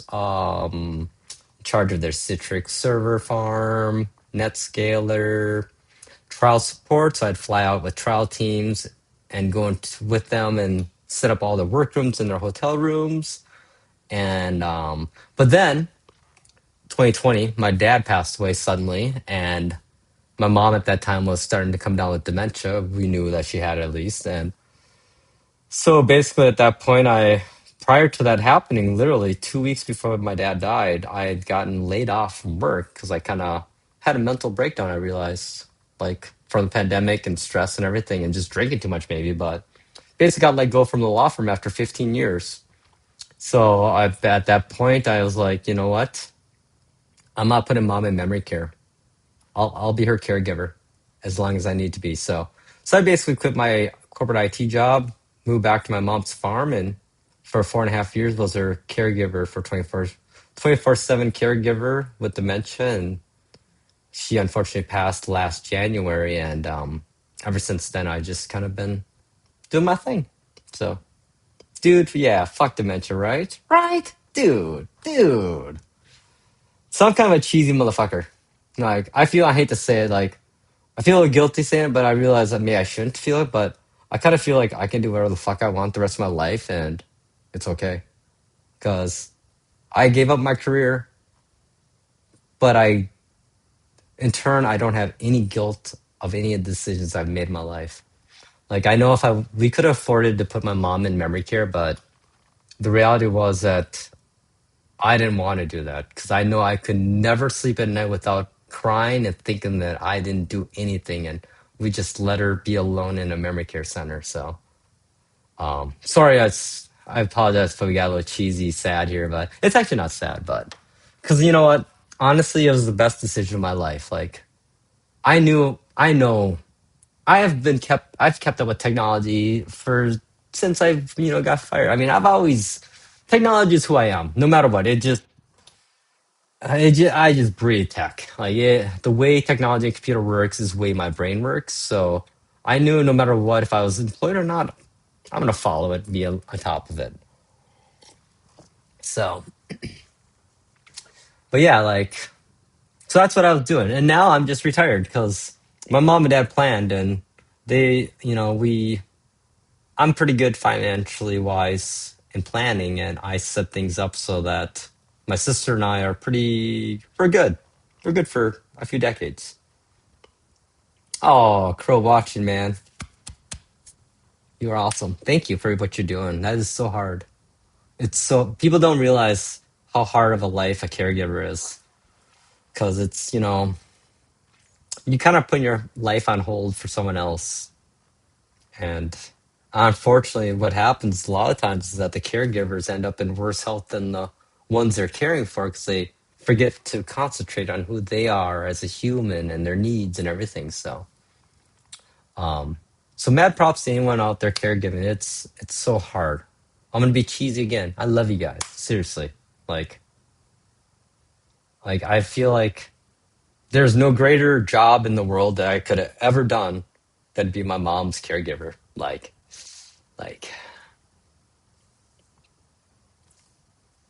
it was tough. There's some tough nights, man. Like I mean, it just blows my mind that I went from an IT guy to literally being like a 24-hour 7 nurse caregiver. And oh, sorry. It's been like it's tough. I guess yeah, thing too, about me. I think the reason why I really wanted to do it was we're gonna get a little emotional here. Is that I was adopted. I was an orphan as a kid, and I didn't have anything till my mom and dad adopted me. And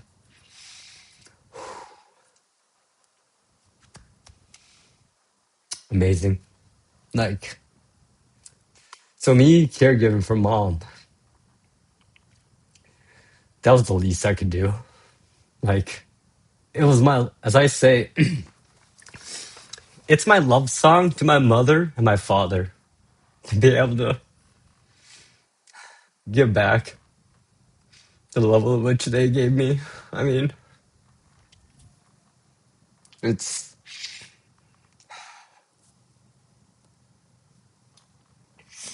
it's hard, you know.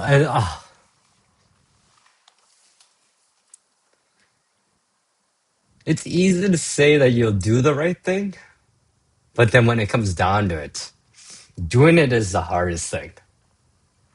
But then in the end, afterwards, you realize it's the best thing you could have ever done in your life. Like, like I didn't want my mom being scared or sad. I wanted her comfortable, and I wanted her surrounded by people she knew and loved. And we did it. We did it. It was not easy, but we did it. She had, I wanted to say the best 5 years of the best last 5 years of dementia you can have. I mean, we kept. I lived. We didn't. She stayed on her farm. She slept in the same bed she slept in for the last 40 years. She wasn't hooked up to a single machine. She had her cat. She had me, and we we had good times. We played cards, visited a lot of relatives. I talked a lot, and she listened and smiled. And I mean, ooh, sorry, I really went off the rails here. Um, but but no, I mean it's as a male, like I want to be an example for other men in life. Like I want to be an example for young men. Fuck macho is. You know what the most manly thing you can do is cry in front of a stranger or someone you love about something you care about. Putting yourself in the most vulnerable position is the bravest thing you can do. The love for someone or to care for someone, man. That's like the riskiest human thing you can do because you're literally committing something and putting all of yourself out there. And it could all come crumbling down on you. But yet we do it. And that's what we need to do. Oh, dude, I have no problem with mortality. Like, I'm a weird ass dude. If you ever follow any of my other posts, like, I have many layers of realities and understandings and belief systems. Like I'm out there. Like my belief system of the afterlife is quite different, I think, from everyone else's because I like to hold everyone accountable for what they say they believe in. So my belief system for the afterlife is that the afterlife is the afterlife that you thought it would be, the one that you lived to go to. So Christians, sure hope you're following through on all your commitments in life. Oh, thanks, Crow. I appreciate that actually. That's why I like do these podcasts because I want to remind people that we're out there. Just like you, I'm human, just as human as you are, and probably even cheesier and emotional. And but you know what? That's okay. You got to be. That's the. We're gonna really veer off topic here, like worldview kind of shit, like things. But to me, like I feel this reality that we all exist in is the most imperfect existence we can ever find. It's the most linear, causation based existence we'll ever be in of any level. But that's what makes it so good. Like, people talk about immortality forever and how they want to be immortal. But I don't think people that say they want to be immortal realize what is at play and what actually happens if you were to become immortal, especially with the human emotion systems. Literally, after a century, you're going to become the bad guy because you've seen so many people come and go, love that you know, created. see them fade, get older, and disappear and start all over again. I think you would just become jaded towards life. So my belief is that this existence we live in, this linear based, time based, linear, I say linear. I feel like linear based, causation based realities are very important in that if we don't have causation or linear based timelines, there is no consequences for our actions. Oh, thanks, Crow. Appreciate that. And I love crows actually and ravens. Like, don't fuck off crows and ravens. Fucking smart. They can be your friend for life or your enemy for life. So, just saying. Don't kids, don't fuck with crows. They're really smart. So, um, yeah, just my typical stream, right? Geek chatting immortality. But no, I believe that I believe in many levels of existence, like the whole seven dimensions is it, I think, levels, I guess. But I believe that after we get beyond our level, there's no point. I mean, the point after we get elevated beyond this three-dimensional plane of existence with time, causation, linear-based existence is that when you know everything and can see everything, there is no consequences to anything. Like, why? There's no purpose in life, I feel, I mean, it's just, and I feel like this reality that all of us are existing in right now that we're watching the stream on, this is actually heaven. We just don't realize it because we feel here. We feel pain. We feel love. We feel hate. We feel remorse. We feel hope. We feel pain. Like, I mean, it hurts so good, It's crazy. You know what I'm saying? Don't mess with crows. So, anyhow, we got a little off track, but that's, you know what? This is my streams. Like I said, I'm no famous dude. I ain't trying to get followers or. I'm sorry if you saw an ad. I try not to have ads in my. I have an ad at the beginning because no matter what, YouTube's gonna show one. But full disclosure, I make $8.25 a month on YouTube. So I will never have a single sponsorship bullshit ever, really. Like honestly, I throw a couple ads into my longer ones just because I'm like, you know what? If YouTube's gonna make money, I'm gonna try to get a little bit of that. But I recommend honestly doing this. Use this. Use excuse me. Use uBlock Origins because it's the best ad blocker ever. Like beautiful. If you have a Samsung TV, use this thing called Titan Tube. It is the most amazing thing. No ads, sponsor block.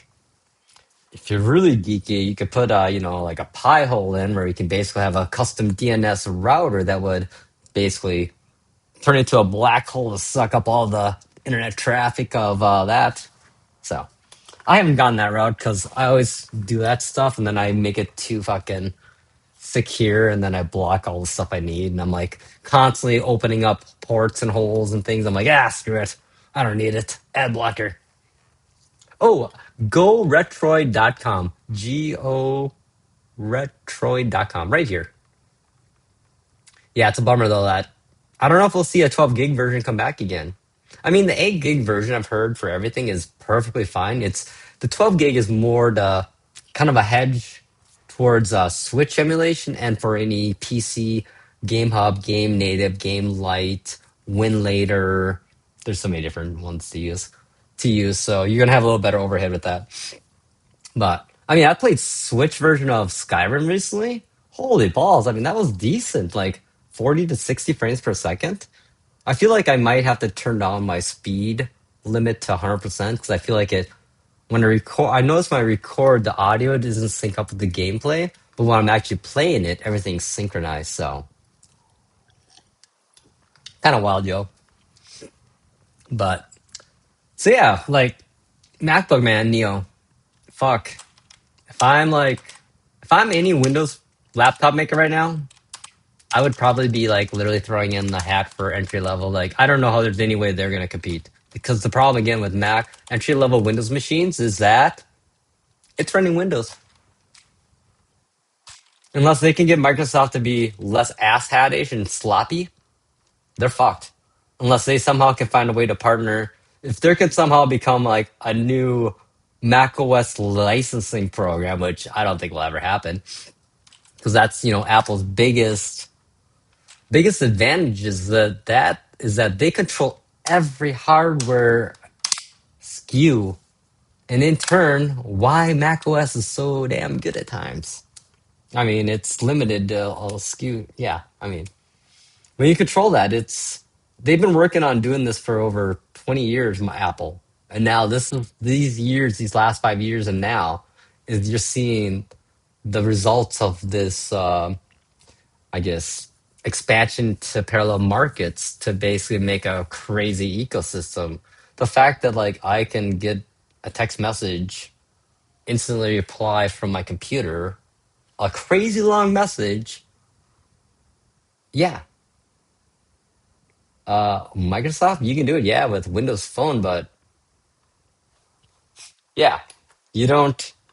Microsoft, you fucked up so bad. Like, you know why you fucked up so bad, Microsoft? Because you don't know who to put in charge. You're idiots. You just suck on your own teeth. Like you hired the cloud guys. You listen to the shareholders. Shareholders don't know shit about tech. They just know they all they know about is they just want to make money. Let's be honest. I'm a shareholder on some companies, so I mean we all are for whatever we own stock in. But I gave up actually investing into tech stocks because it's pointless. Fucking S&P index, man. It's the best way to go. Not now, maybe, but dude, PP5PP, you fun. I like you. Thanks for coming by, dude. Good luck. Have a great day. Keep it geeky. If you cry, it's okay. We all cry. I do. I'm a crier, so. But you know what, though? I feel great now. Like, it's emotional dump, baggage dump, I call it. It's like taking that really good poop in the morning, that, yeah. Oh, I'm gonna get, like, probably flagged my stream, but I don't give a fuck. Whatever, Google. Suck my balls, yo. As you can tell, I don't give a fuck. I don't give a fuck. And you saw my other post. Like, I literally was streaming like all kinds of news when this fucking shit in Minnesota happened. Just cause it's fun to see the narrative that's written by our local newscast.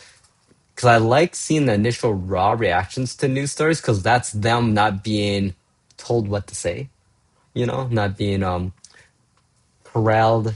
The narrative being corralled to the conservative news stations. Belief systems.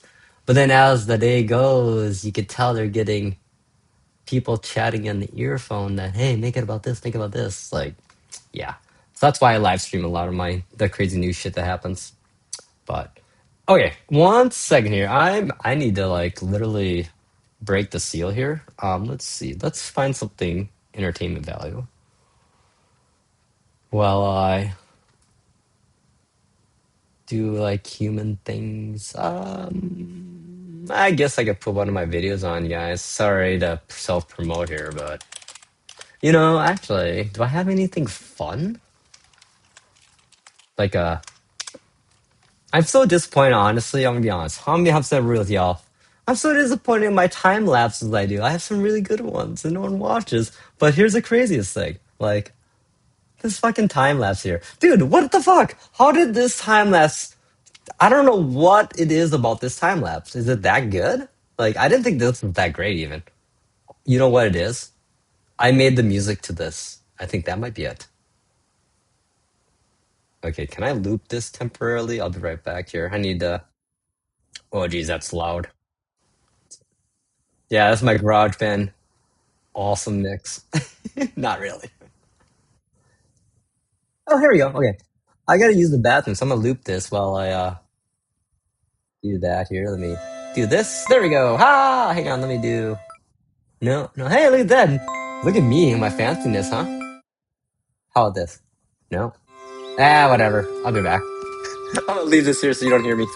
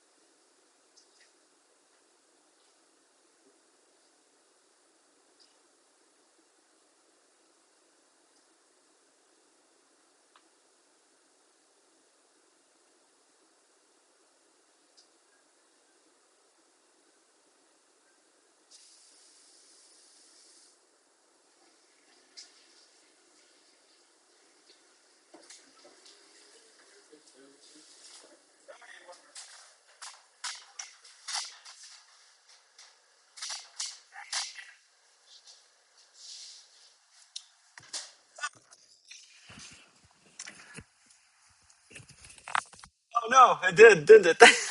Damn it. iPods are AirPods are too good, yo. So okay, sorry, we'll stop that now. I even like, how is that possible? Yeah, no. OBS, man, there's a major bug right now with OBS. Like every time I close up when I have dual monitors set up, as I do, it will literally not save any of the settings, which is so annoying. So annoying. So every time I do these, I gotta literally go reconnect everything up, retype in my thing, and yeah. Oh yeah, you know what? Let's just go off tech now. Let's go like, who am I? Well, I shouldn't probably dox myself. I'd probably do that like way more often than I probably should. Thank God I'm a boring fucker that doesn't have much going on. So yeah, it's funny. I've been reading 1984 lately again, and you know me, like it seems very appropriate because yeah, things are going that way. Oh man, I remember when I had yeah, I totally sold my little Anki last year because it just wasn't. I just didn't use it. My battery was actually dying at that point, so. But let's see here. Where did I grow up? You want to see where I grew up? Yeah, I had drones before they had limits on how high you could fly them. So I've flown my drone probably over 3,000 feet in the air, and for maybe 4 miles at that height.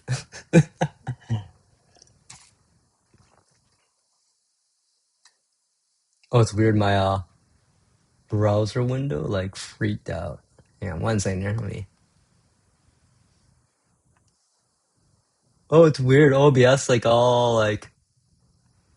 Oh, dude, it seems like Crow. You seem like that kind of person. You and I'd probably be pretty cool friends. I think we'd be buddies if we were in real life, yo. You seem like a very awesome person. Hey, let's hear. It's so weird. Like right now, I notice like I don't know. Is my video playing? I can't tell my preview anymore. Me. Yep. Ah, it's a fail. Let's pull out a different browser. It's so weird. Like, hang on. Should we do this? Did it work? No, no. Oh well. Dude, the DJ Air 3, nice. Dude, those were solid. I love my Air 1 I had. No, I had the DJI Mavic, the first one that came out. That was very solid. Like, really solid. Okay, let's see. I'm gonna try. What's this? I'm trying to figure out what I have going on here. Oh, hey, there's me again. Oh, yeah. I really am not a professional at all. Where the hell is this browser at? I'm trying to figure out where my browser went, yo. Hmm. Well, it's somewhere. Uh, dude, get a beer. Touche. Oh, look at I'm up to now. This is my last one, and I might get really saucy. Like these are really strong IPAs, and I don't drink beer at all. Like I drink maybe one beer every. I want to say 6 months, 3 months, 5 to 6 months. Oh boy, that was not smart. I mixed two beers. All right, Crow, get your beer. I'll wait for you. Okay. Um. Yeah, so like, let's see. Let me try to get back on topic here. What do? We talk iPad's future. No, I'm still convinced, honestly, that we're gonna literally see a iPad that can do voice. Like, I don't know. I just feels like it feels right to me. Just feels right. Let me see here. Oh, that's so weird. It's like I don't know. Something's going on here. Oh well. You don't have to deal with just me now. Actually, I could get fancy here, huh? You know what amazes me? Like, I assume that like most YouTubers must have like a person behind the scenes that's doing all this stuff here. So let's try not to. What's this do? Oh, there's that background. What's this do? Nothing. Hopefully, I don't put up any porn by accident. Oh my god, I've seen people getting destroyed for some bad stuff. Well, some YouTubers have some really bad, horrible tastes in their collections, which is gross. So yeah. I'm being really slow right now. I'm trying to do a window capture. No, not video. Yeah, it's funny. I tried to get my YouTube chat to show up in here, which it just blows my mind, like I say every time, like how horrible tool sets that YouTube has for Google. Hey, he's back. I'm still trying to figure out how to put stuff up on. Trying to put a window up here. Actually, hang on. What am I doing? It's so funny they changed that to that now. Oh, here we go. No, I don't want that. I want media source. There we go. Sure. Should I just put like a movie on here? No, actually. Hmm. Nah. Yeah, like I was watching TV. I could probably share my TV with all you guys. I probably might get a little copyright strikes with those, but you know. I'm still at this point my stupid desktop's not working right now. If I turn that on, see this window that I see on my end, that window's not there anymore. Where is that window? Let me close out of a Chrome here. Anywho, so there you go. Us techies have problems too. I blame OBS so more than anything because it's open source. Good and bad, you know, with open source technology is that it's open source, but also it's open source. So yeah, but which I'm baffled like why my. So anywho, I don't know. Trying to think what else we got on the agenda here. I think I kind of addressed everything I was looking to talk about today. Even did a little crying for y'all. You know, it's all good. It is what it is, as we say, right? Um, but I think you know that's what the world needs now. Is like it's funny. Like I watch lots of videos on YouTubers, and other YouTubers, and the drama of YouTube. Like holy shit, it's fucking drama, man. I'm glad I'll never be famous on YouTube because holy balls, the drama is fucking crazy. Like the backstabbery is what's crazy, honestly.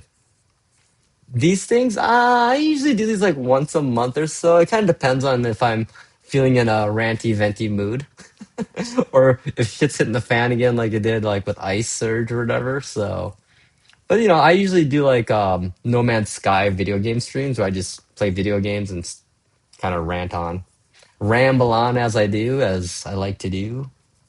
So, I don't know. I'll probably do one next week. I'll definitely do another one when I get my Neo in. But let's see, what day is today? I think I'll do one. I'll probably do another one this weekend just for fun. I think it's kind of for me. This is kind of like my social hour at times when I haven't gotten out and visited people in a couple days. So it's kind of like my own. Actually, this is my therapy. Like No Man's Sky and live streaming and chatting with just one or two commenters when I was caregiving saved my mental health. Ooh, I got the Indigo 512 because Touch ID 512. And I think the Indigo is going to, let me see here. I think it might match my little mini pooper or Cooper. I call it pooper. That's my mini Cooper. Let's see, what is this gonna work? Dude, this like is all messed up here. No. What's multi-view? I'm still like trying to figure out like OBS like way better. Which I'm kind of failing as the mode. Yeah, I don't get this thing why it's like it's so weird. Like my one browser just constantly stuck there.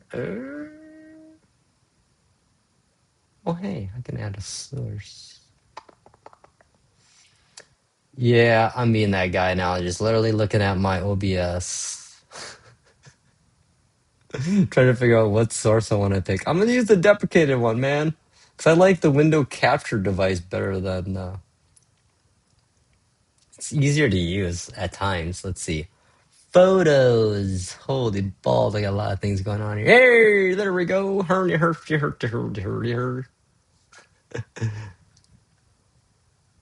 Okay. Hang on, let me do this, and then I'll overlay myself like that. Ooh, look at us, fancy boys. Oh, yeah, so that's my Mini Cooper. Basically, this is like a pearlescent gray purple look to it or whatever. Oh, what am I going to use mine for? Hey, that's a great question. My use case scenario for me as a geek is to basically I want to use it as it's a couch device to me. It's a secondary device. I don't plan to do like crazy things on it, but basically, what I will probably use it on my couch to if I need to connect to my MacBook Pro back here or my Windows 11 machine, remote desktop into it, Apple desktop, VNC into it. I'm going to use it to surf the crap out of the web, of course, and look at Reddit and YouTube with it. Take it with me on the go to just do basics like editing of basic, very, very basic 1080p editing of my DJI Pocket 2 video footage I have. It's like if I go like protests or whatever, and it's not a crazy one, right? It might be crazy shit happening. Then I'll bring it with. More than anything, it's just going to be what my iPad, it's going to basically replace my iPad Mini 7 and actually do what I want it to do instead of me trying to make it do what I want it to do. So basically, I was trying to make a tablet work as a laptop when it was never going to work because of iPad OS. The OS itself was holding back my usage of it. But I do plan to push it through the push it push it hard. Like I plan to basically try to do my whole workflow on my Mac here, my M1 Max, on it to see how painful it is or not. And then I don't know. I mean, that's basically all I plan to use it for. More than anything is just couch usage, a secondary device, really.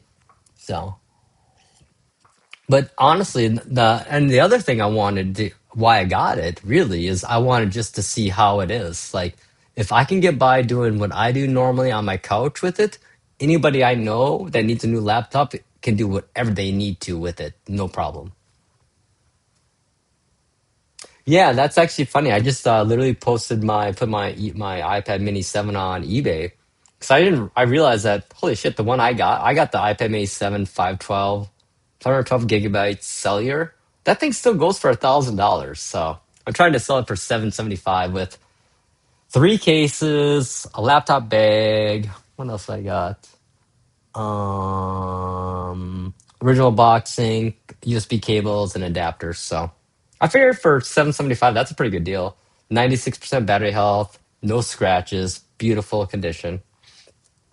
So we'll see. I always offer my friends that thing cheap. So yep, US funds. You got it. Yeah, it's very nice. I mean, like I said on the iPad Mini forums, like I love this as a tablet. It's a great fucking tablet. Like if I wanted just a tablet, I would keep it. But I really, really, really miss like the fact that I get up from my couch with my iPad Mini in my hand and go back to my desk here to type comments on stuff says a lot. It says that my project and then my experiment with the iPad Mini 7 failed because I also have three keyboards I could attach to it, which none are attached. So, and the weight of that iPad mini with the keyboard is basically going to be the same weight as what this Neo is. So it's a win-win and it's all in one. And honestly, I'm like literally laughing my ass off at all the people talking about the touchpad on it, the trackpad, because hello, that's the trackpad they used in 2006, yo. They've been using that trackpad forever until like 2018 or so when they did the Force ID, which honestly, I like the mechanical touchpad that has a physical, not the that just it has a deeper travel for the clicking, and it's mechanical. You just feel it. It feels good. So. Ooh, you're a fold person, man. I'm sorry, I just can't do it. But then again, though, you make my tech spending look like child's play. I should be asking, what do you do for a living? You could say stuff, and I'm okay with that. I have maybe too much fun talking to strangers on the internet. That's what happens when you grow up on the internet in 1992. Like, I literally been on surfing the internet for 34 years now. Wait, no, 2026? 38 years. Oh, no. Oh my God. 34 years. Yeah. I remember back in the day when the internet still let you do blink tags, so you can make text blink, and then they realize that people have seizures when there's too much blinking. Quite literally. I remember when Amazon was considered to be a fraud website, and that no one was ever told that, and banks told you never to use your credit card on Amazon. And I remember when Amazon just sold books. That's all they did, just books. And I remember when they went public, and I was an idiot and never bought any stock. Mm. You know what's sad though? Like I literally had Apple, AMD, Tesla stock, and I sold all my stock I had in, this hurts, November of 2019. Yeah, if I would have held off for 2 years, I would have took all the money I had invested and quadrupled it. What did I do? I bought my Mini Cooper, my 2020 Countryman JCW Mini Cooper instead. Hang on. No! I lost like $70,000 by selling early. Oh, dude, you're an Apple dude, and I could tell you're a techie dude. Never expect. Oh, dude, yeah, you got a good salary, I bet.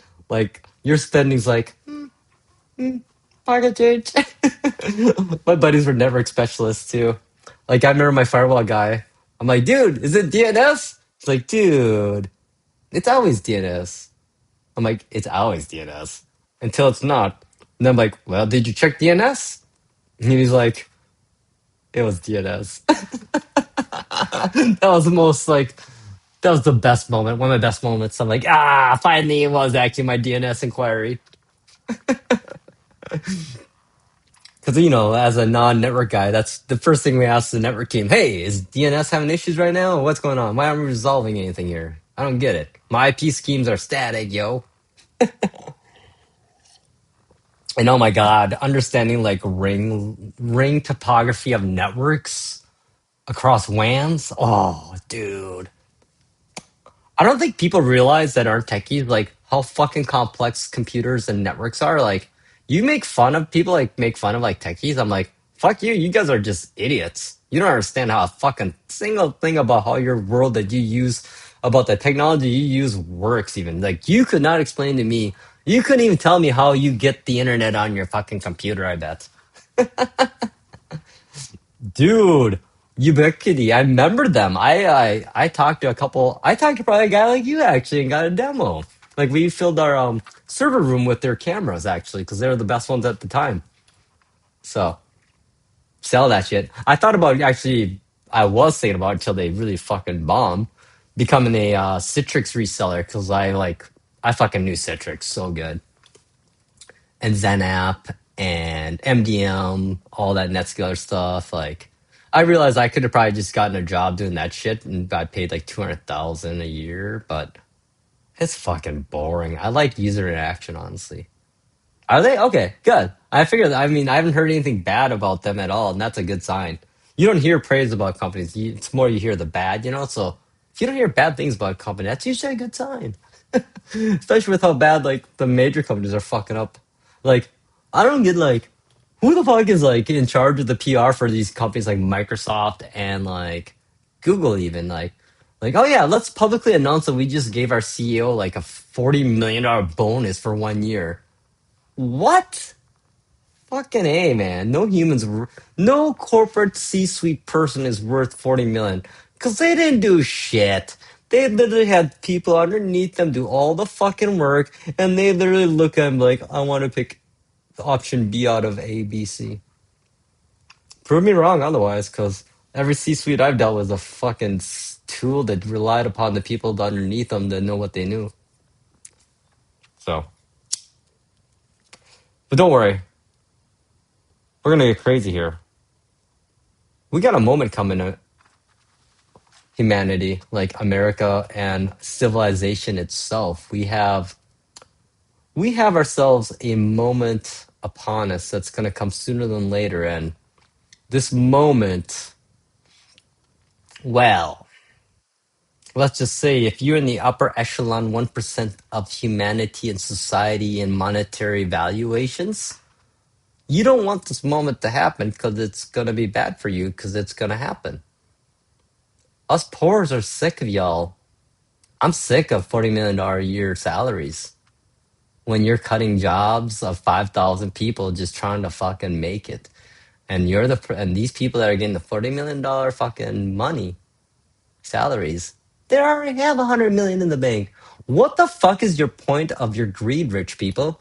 Do you really want us poor people to break down your goddamn doors, chop your fucking heads off, and start cooking you for dinner? Do you want us literally to eat the rich? Because you are really making a case for it. There's always been a social contract and this like unspoken rule between the rich and the poor. Like the rich, they understood there's these unwritten rules about what you can do and what you can't do, like the level of greed that you are allowed to get to. And I hate to say it, you're fucked. There's gonna be a lot of dead rich people in the next 20 years. It's, yeah, there's a reason why they're building bunkers, people, because they know that they're fucking us all over really bad. Here's the thing they don't realize that rich people are fucking idiots. They can't do anything on their own. They are just fucking morons. And they're gonna have to hire people to keep them alive. You think those people they hired are gonna be loyal to a bunch of asshat rich people that don't give a fuck about anyone else but themselves? Nah, the rich people are all dead in their bunkers, and all the poor people that are servants, they're gonna survive if we do get to that scenario. So, hey, rich people, maybe you should start giving back to society before we just eliminate you, because that's gonna happen. This is where we're at. We're at the French Revolution era. We're like literally a decade before the French Revolution happened right now. And I've been saying this forever. And it's finally, I hate to say it, my predictions are coming true, unfortunately. And I don't see how the rich people don't realize that. You gotta fucking, the problem was literally in 2020, 2021, the social contract of society was fully breached and broken and literally burnt. Like,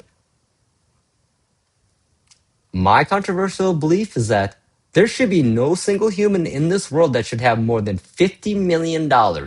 Please explain to me why you should have more than $50 million. Please. And then listen to yourself and your reasoning. Please tell me that. Why does one person need more than $50 million in their whole lifetime? Please, rich people, tell me.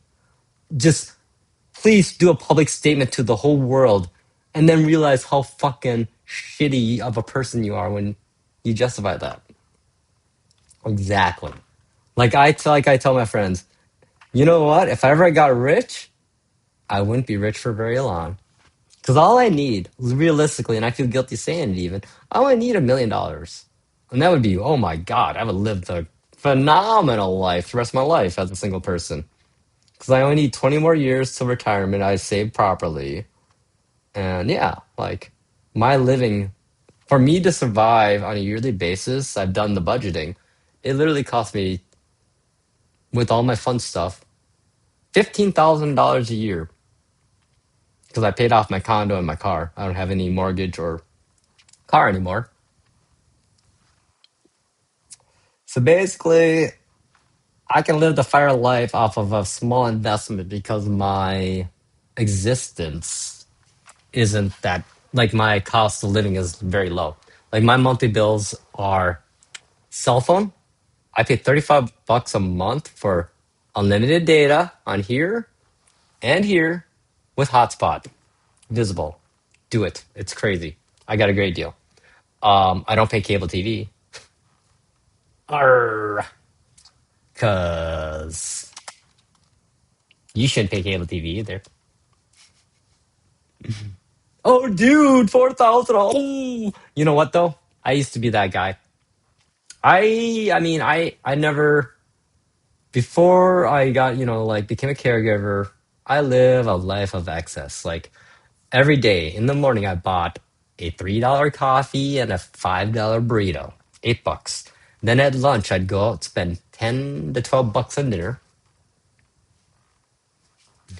So it's like, I mean, the amount of money I was wasting on that. Now I go out to eat once a month at the most. Like today, what did I do? Oh, I made some chicken patties. I literally made like a McChicken meal for like $1.50 of like total cost. And it was better than McDonald's because I literally cooked it right there. And probably the same fucking patties that they're using. I worked at McDonald's when I was younger, so I know exactly how all that works.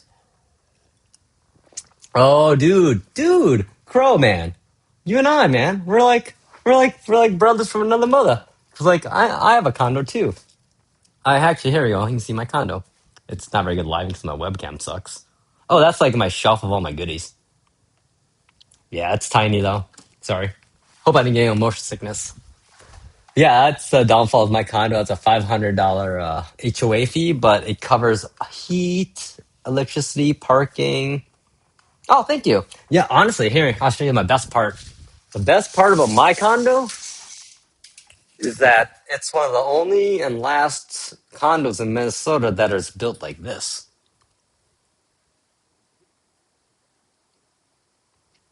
All windows on this wall. Floor to ceiling windows, man.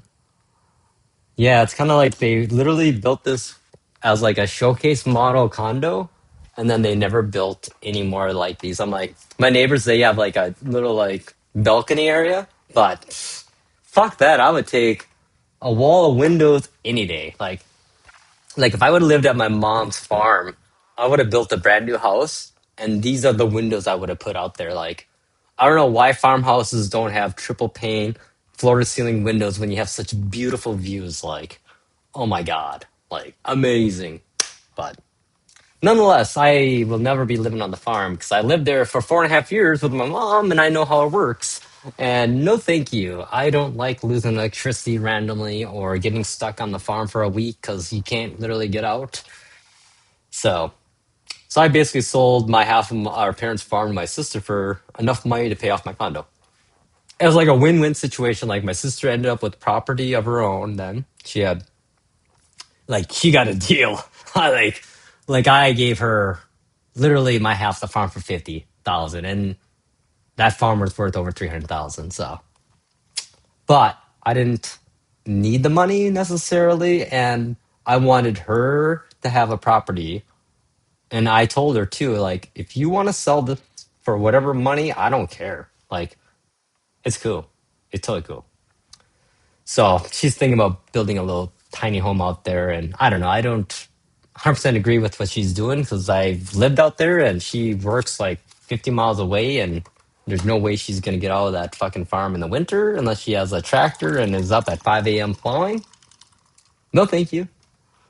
But very cool though. So yeah, it's funny. Her and I are like, my sister and I are quite interesting. Like we're both, adopted too, Koreans, both like not blood brothers, sister or anything. We were just exact opposite gambits of the world of like philosophy, mentality, spirituality. Oh, dude, Crow, you doing awesome, man, dude. Good job. You're fucking winning this life. I love it. I love to see people successes. Like I don't. That's the thing that gets me about humans. Like, why do people have to see other people fail to feel better about themselves? I'm like the guy that says we can all win, and the people that say that's a lie is like, fuck them. They're just idiots. They're the ones that fell for the idea that there had to be losers in this world. That's the rich people talking, people. Seriously, we can all win. There's nothing wrong with that. There doesn't have to be losers. I'm just saying. The rich people just want us to be the losers, I always said. It's worked throughout time in history. Because they know when the poor is like organized, we're fucking invincible, unstoppable. We have numbers, we have grit, we have actually something to live and die for. Per month, I pay 35 bucks per month. I use Visible and I have my Apple Watch 10 data plan on there, along with my iPhone 13 mini. And also I have Hotspot Unlimited on there too. Yeah, they had a deal where it's like 26 months for 33 bucks for both. I'm like, I was already on Amazon Verizon prepaid, which was like 45 per month total with my watch. So I'm like, dude, signed up, boom. So I've been telling like I'm just baffled that anyone pays more than 50 bucks a month for their cell phone. And if they do, I kind of shame them on it. Honestly, I'm like my sister, I'm like, I asked her like, "Hey, how much do you pay for a month?" She pays fucking $80 a month for one phone, one iPhone 8. I'm like, dude, sis, $80. I could save you $300 a year, 3,000 a decade or more. Dude, 90 a month. Do you have at least more than one device? Then I'll let it slide. Oh, hey, Crow. I know you make good money. Save some money. $60 per month. $720 per year. $7,200 per decade. That's a galaxy. That's a couple of galaxy trifolds. Sorry. Yeah, my luck too is that my internet I have is actually paid with my condo association, and we get 2 gig up and down internet. And let's just say there's a lot of old people here, so at night I have all the bandwidth. Hang on. I mean, it's not like I need any bandwidth for anything at all. I mean, it's not like I would be doing anything like. Oh wait, second. My stupid I can't show my desktop right now. My OBS is like bugged right now and has this Chrome browser still stuck here. Oh yeah. I guess I could be smart and do this and this. Okay, fine. There we go. My bad stuff I do. I like to torrent, as you can tell. Yeah, torrent leaked private torrent trackers, y'all. If you're trying to find stuff, that's the way to go. Like, there's no.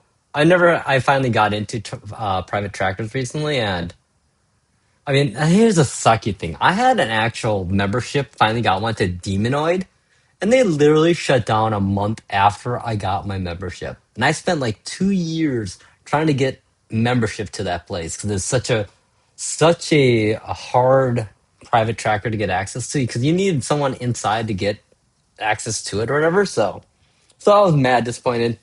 But then Torrent Leech had like the after Rare BG went down, they literally had a week or two of free enrollments. I'm like, signed up, built my ratio up to like 20 to 1 seed ratio, and yeah, I got like 8 invites. So if anyone wants any now, let me know. Let me know.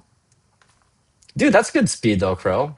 Plenty of good speed. Like, yeah, it's funny. Like, I have so much upload. Actually, I've like literally have told my friends like, hey, well, I share my Plex server now with my friends, so I'm trying to save my buddies a lot of money. I'm like, guys, stop fucking paying for streaming. I will be your streaming. Like, I have better library than probably streaming does. And actually, yeah, it's probably true. Actually, let's see. Will I get in trouble for this? Hmm. Hmm. I guess the question is, do I care? Hmm. Oh, jeez. I'm glad that attorneys are glad I'm not their client. Hey, look at that. I got it back now. Here's my Plex server. Look at it. It's beautiful. It's beautiful. Look at these fucking collections I have. Suck at Netflix. My like categorization's better than yours. Oh, wait a second. What's this? Oh, alrighty then. What is that? Blimey hell. Is that a custom cable TV network channel I make on my content? Oh, I don't want to record it. I do want to watch some Robot Chicken. Uh, oh, which one is this one? This is my adult, mature cartoon content. I guess I could just do streams where I literally just like play my media. I gotta get my buffering figured out though. I think I set the values too high. Dude, Robot Chicken is just random fun. You piggy! Get lost, you blue weirdo! We're on a date! Roar! Roar again! All right, gang, let him have it! Gongo! I grew up on the Muppet Babies, yo. Oh, oh, it's a lot of You Kool-Aid. can stop pretending now, Kermie! Kermie? Kermie? Oh my Shit god, gets dark, Fred. yo. What happened? Shit gets We were playing dark. King Kong, Nanny! Kermie Kong fell off the Empire State Building! Oh, I'm such a fucking sucker. Dude, if you need a feel good fucking TV show, Ted Lasso, man. Saved my mental health so many times caregiving. Mom and I watched this so much, and I cried so much watching the show. Like, there's so many great broham moments in the show. Like, the moment where Okay. Roy Well, it looks like Lasso is and making his an early dad substitution. have that moment where his dad like comes in the locker room and then yeah, it's so good. But you know, it's Jamie actually. Yeah, so good. But yeah, okay. My pride of my collection, honestly, is my cartoons. I have all the '80s and '90s goodness stuff. I want to say I have what I feel is things that are worth watching.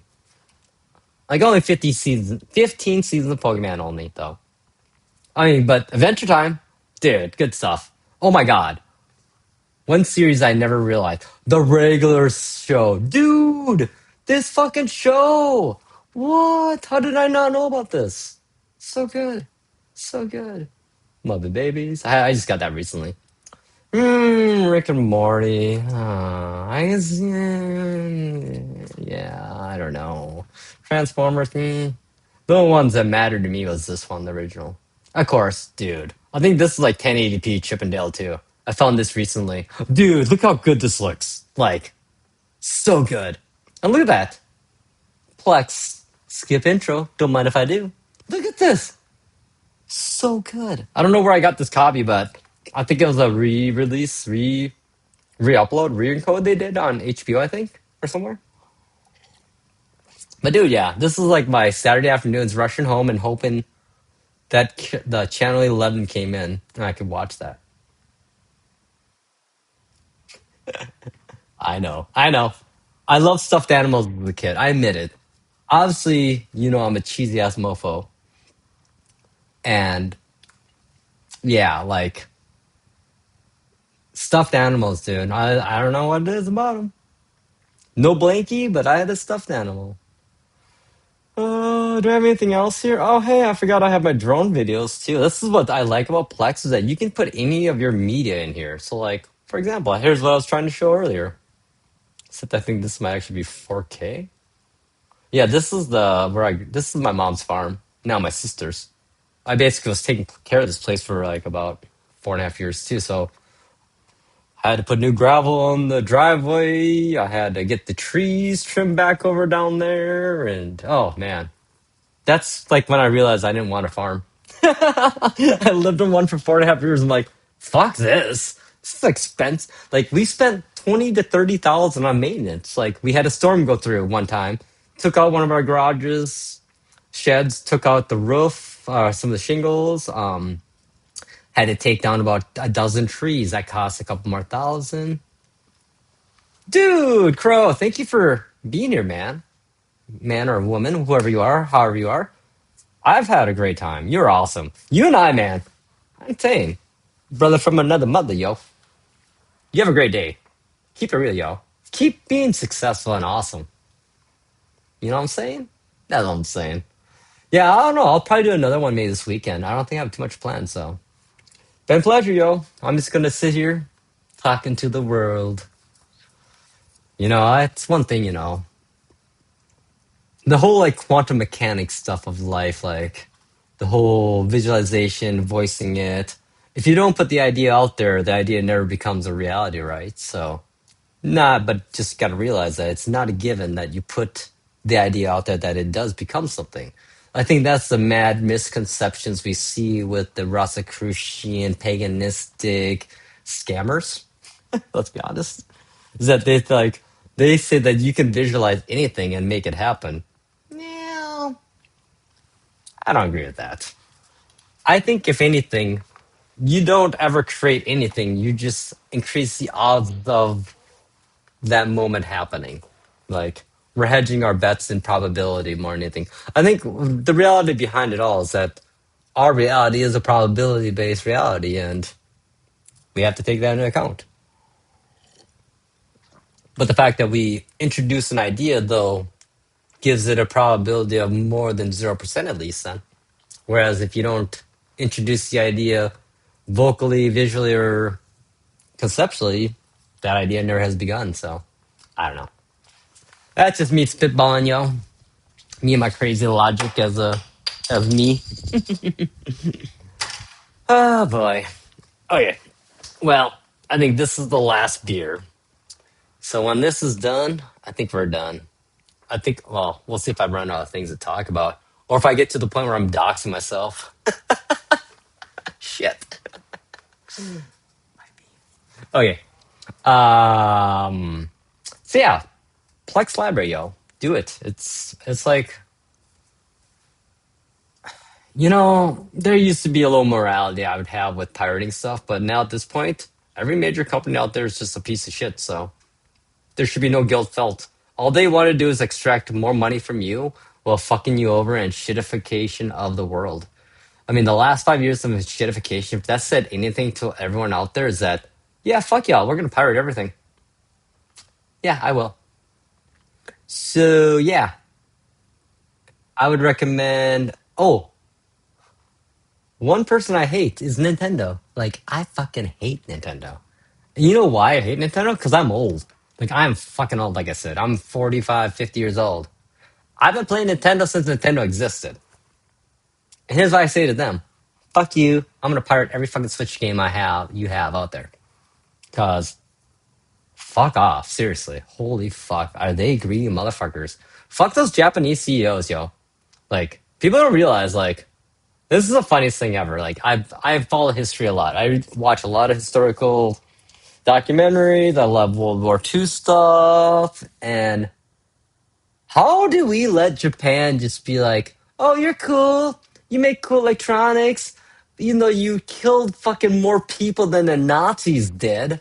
Like, dude, why did we ever give Japan a pass on what it did? Like, do people realize the atrocities that Japan has caused upon the world prior to their neuterizing basically after World War II? Like, holy shit! Like, there's a reason why Koreans hate Japanese and Chinese hate Japanese, and why everyone hates Japanese. Actually, I'm not meaning to spread hate, but here's what the past shows us. It's fucking alarming. What? Oh my god! Oh my god! Oh my god! Oh my god!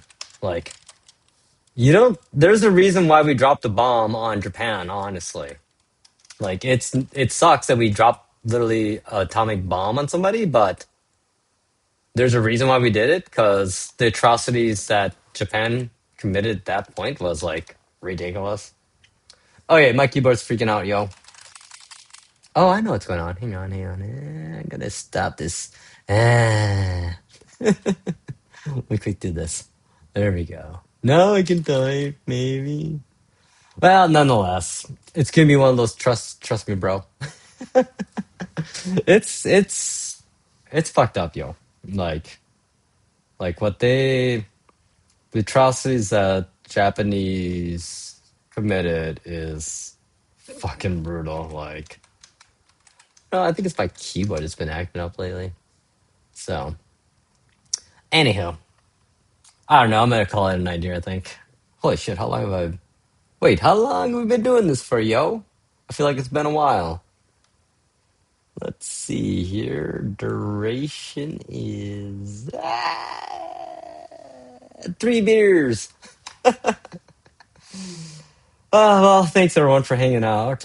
Hopefully we didn't go too off the rails. Actually, I know we went off the rails so hardcore, and that's what we do here, right?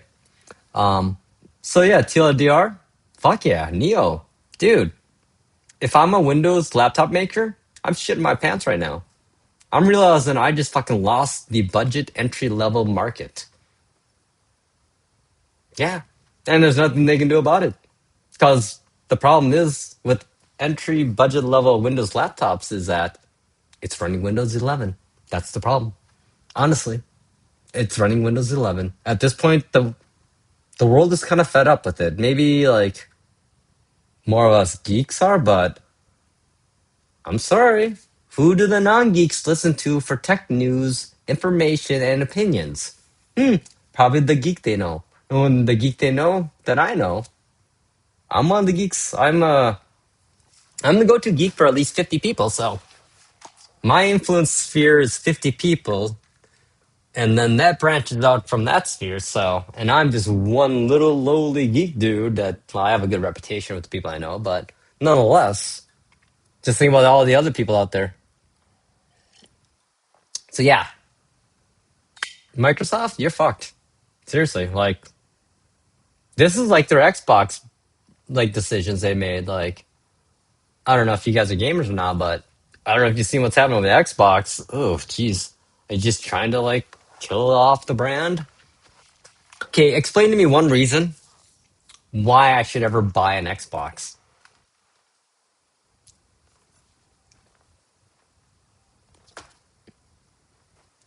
Because they have Starfield. Oh God, that's gonna lead us to the next sad thing. Bethesda. Ah, you're dead. Elder Scrolls is gonna be a fucking piece of shit. It's never coming out. Who are y'all kidding? It ain't coming out. Elder Scrolls 6? Fuck no. It ain't coming out. I mean, look what they did to Starfield. They still can't fix it. It's so fucking broken. That game, you could tell from watching the trailers and people play it, it was literally made by three development studios and then literally glued together at the end. They did not develop the three sections, the three companies together. It's obvious. It's obvious. And it could have been great. Maybe. I don't know. Fuck it. I love No Man's Sky, so whatever. All I know is I'll never get No Man's Sky kind of exploring, so I'll always be playing that. I'm okay. I mean, that game's like, yeah, comeback story of gaming, baby. Fuck yeah. Just think if more companies were like that. Made their money, didn't abandon it, put their heads down, and just developed. And kept developing and kept developing and just gave you update. Here, take this update. No, what? Full? Here's another update. What? Oh, another update. What? Oh, no, no, Sean, no. I love that meme from the No Man's Sky Reddit. Like, you know, here's your free update. No, no, I have money. But I mean, it's nice that we actually have a company that we can make these memes about that are in good jest. You know, like, God damn, everything in this fucking world got greedy. Like, what the fuck is wrong with everybody? Is like, are they just, I don't get it, man. Like, yeah, we're not making more money. Why are you charging us more? Like, my insurance went up $150 this year for my condo. And I called them pissed off. I'm like, I haven't made a single claim on my insurance in 15 years. I have never had a single issue, nothing. I paid on time. But why the fuck is my insurance going up for something I have never touched ever? Oh, it's because of the other. Really? So I'm paying for other people? Is that how it works? And they're like, well, the risks have been really high recently. Like, and here's me and my, you know what I said actually? I'm like, well, I guess that's what happens when you, I don't know, have a company that deals with risk. Oh, oh no, we weren't ready for the risk. You're a fucking insurance company. That's part of your goddamn business model is being able to understand the risk and aversion of risk and hedging against risk. Obviously, no one in any company knows what the fuck they're doing anymore because they all have been fed the goddamn Kool-Aid. No one says no to the CEOs and no one says fuck you anymore. You know what I say? Fuck you, CEOs. Fuck you, big companies. Fuck y'all. I'm okay.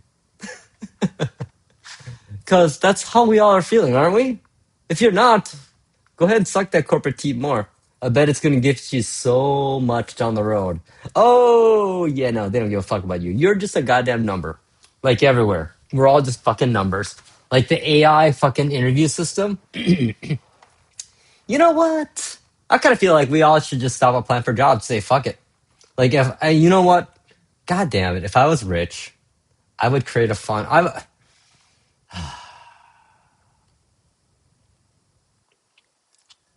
Rich people. Man. I don't know. How could you sleep at night? I guess they don't care. They don't think about it. They're not us, obviously. If they had a conscience, they wouldn't be rich. So that's the thing, you know. The morally, it's always us poor people that, I guess, we have morals, I guess. That's the problem. Fuck. Be nice to be able to sell my soul for that. 8 gigs RAM? Well, I mean, okay. This is the question I've been waiting for, actually, the RAM question. Because it's a hit or miss situation, really. It depends. What do you consider yourself to be? Are you a power user or just a normal user? I mean, when I say power user, are you doing 4K video edits? Are you coding? Are you using Final Cut Pro? Are you using Blender? Or are you just surfing the web and like editing some photos here and there? If you're just surfing the web with like 20 tabs open and internet browsing, you're fine. Oh yeah. Okay, let me ask you this: do you own an iPhone 16 Pro? Is there any point in which you own an iPhone 16 Pro or Pro Max where your phone has started freaking out and freezing up? Yeah, baby. You know it. Yeah, exactly. It's gonna make the most of it, no problem, honestly. Because that's the thing. We fail to realize that the idea that the chip that's actually going to be in the Neo is not an actual desktop processor. So it doesn't need to abide by the desktop processor specs, and I assume the efficiency levels are even way better. I mean, anything in a phone is going to be, I think, more highly optimized than anything in a desktop because of the fact that you have heat limitations, space limitations, and it's in your fucking pocket getting flinged around everywhere. So durability wise, you know that this laptop's gonna minus like dings and dents. It's gonna probably you could probably throw it against a wall and it'll be like a Nokia brick and work still. It's all probably solid state components, really. I don't think there'd be a single really moving mechanism in there. Dude, I'm totally gonna be getting the Indigo myself. Yes, yes, yes, yes. I actually have the old school iPhone 13 mini. This blue, I wanted one of those. This is the colors I want Apple to go back to. Like, I want fun colors. Oh my god, 2010 unibody. Oh, bless your soul for using that thing.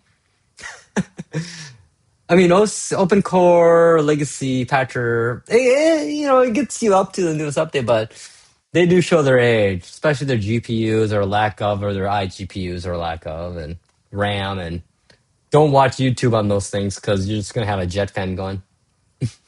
That's like, that's the thing, like I actually had the MacBook Air first generation. Like I worked for this blogging company that did computer stuff, like how-to guides, and I was one of their main guys. Like I think I made that company like 100,000 a year for like 5 years. I only got paid like 10,000 a year, which hey, not bad for writing tech blog stuff that I didn't think I get paid for. And they even gave me my own subdomain forever, and I was like averaging about 100,000 visitors a month or something crazy, which I didn't make a single cent off because I didn't have any AdSense. Sucks to be like a big geek before you can monetize it, or maybe not. I didn't sell out, but nonetheless, yeah, here's the crazy thing. Like a little backstory on where I am with the Mac world. Like right now, I have a 2021 MacBook Pro 14 M1 Max, 64 gigs RAM, 4 TB SSD. Basically, the Max $3,600 configuration. But I bought this last year for $1,400 used with 100% battery, 34 battery cycle counts. Why did it take me so long? Because I'm an idiot. I admit this. I was a Windows fanboy, honestly. I've been Windows my whole life, and I always do Mac on the side just to. If you're gonna be a geek, you gotta know it all. If you're gonna bitch about something, you gotta use it. So, like all you Android fanboys that never use an iPhone and complain about iPhones, fuck you. Your words mean nothing. You haven't even touched an iPhone. I use an Android every day, and I use an iPhone every day. I use the Windows 11 machine every day. I use Mac OS 26 every day. I hate Windows 11, and I know how to fucking hack the shit out of that shit. Like I can make Windows 11 my bitch, But you know what the problem is? It still fucking sucks. Like the fact that File Explorer, like I'm copying files from a fucking network location to my local hard drive. There should not be lag at all, man. I mean, I don't have like a 5 gig network, but I got a 1 gig network all hardwired. And Windows 10 did not have these issues. So, fuck you, myself. But that's the thing, Here's the thing, people. Here's the thing, Apple, if you're listening, which I know you're not because I'm nobody, but if you are, you want to win the computer wars, quote unquote wars, all you fucking got to do is make a proper hardware translation layer to allow Steam games to be installed on Mac OS and run natively. Utilize those fucking cores, that silicon in Apple, and let us do gaming. Cause I can do it almost, but I can't quite. And I'm using fucking third-party solutions like Crossover, Wine, Heroic Launcher. Okay, dude. Here's the thing. This little fucker here, this little Android 13 device can play almost AAA PC games. Yet my motherfucking 64 gig M1M Max MacBook Pro can't? What the fuck? I mean, why am I having to use hardware translation layers? Why the fuck don't you commit to gaming? I'm sorry. Fire those old motherfucking CEOs at Apple because they're idiots. They're the people that are like, they're the old people that I hate that are my age or older. They're like, oh, gaming's for kids. It's so immature for gaming. We're not professional if we have colorful laptops and can game on them. Have you not realized everyone fucking games? It's mainstream.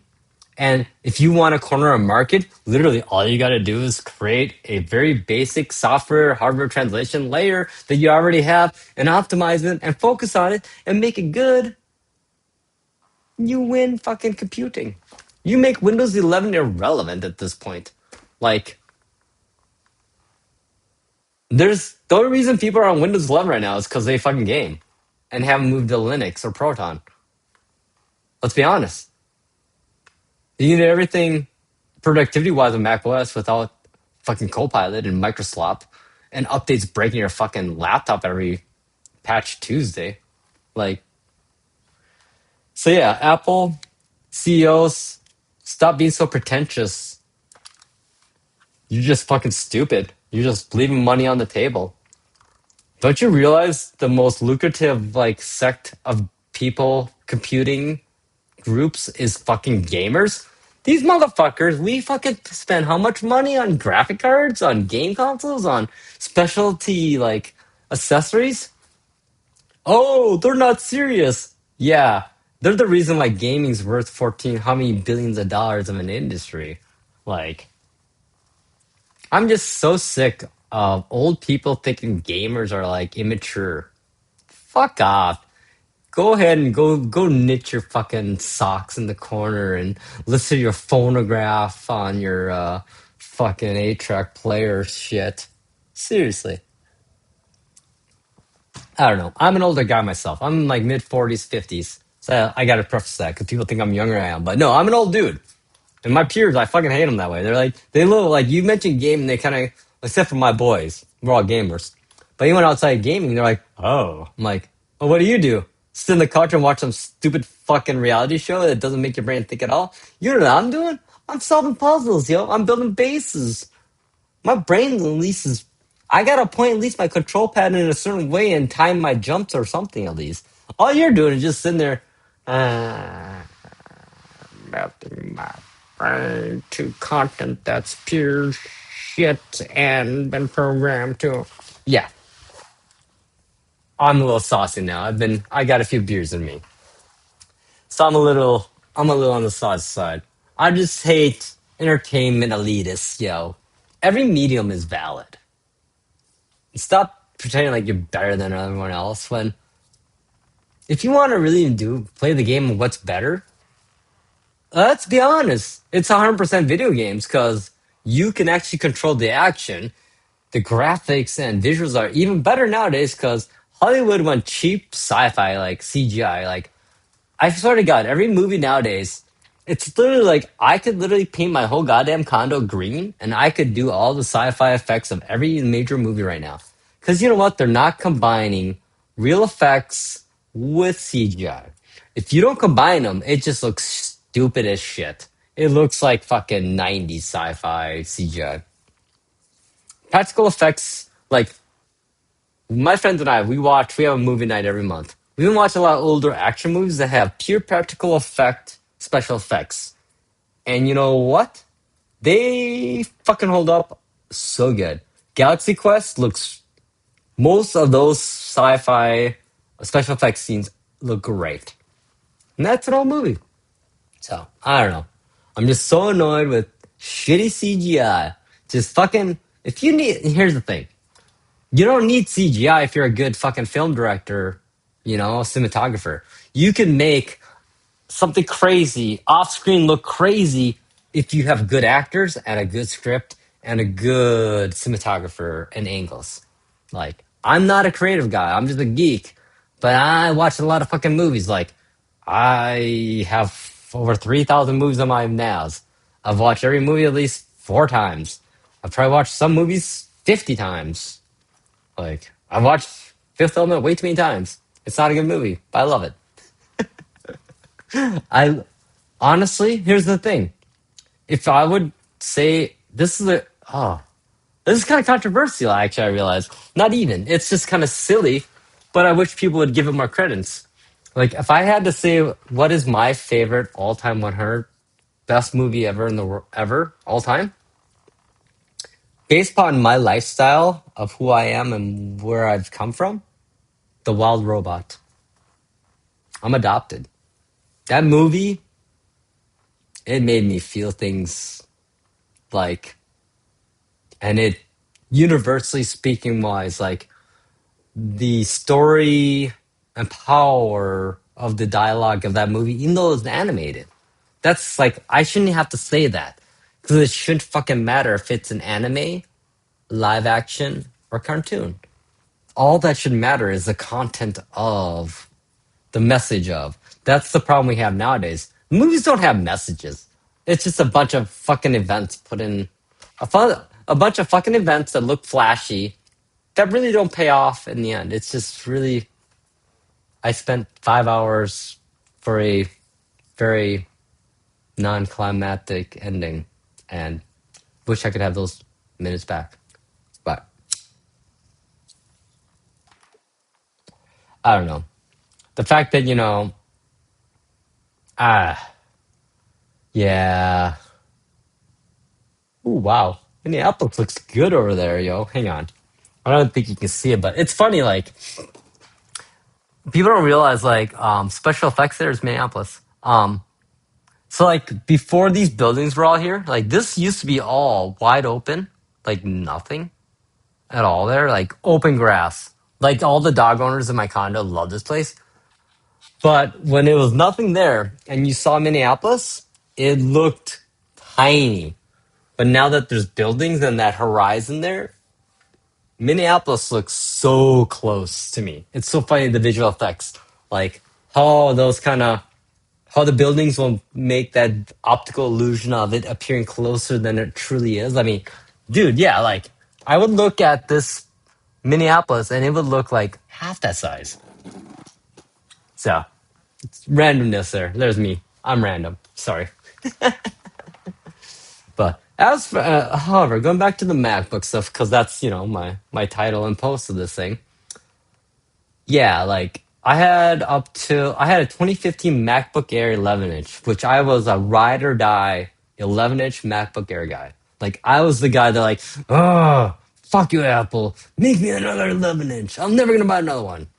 And I literally ride or died that thing until like 2020, like no 2020 when I got my M1 Max. Like I sold that and the thing is, like that little 11-inch MacBook Air I had, I like pimped that out as far as I could. Like I had a 2 terabyte SSD in there because you could actually replace it if you had the right adapter.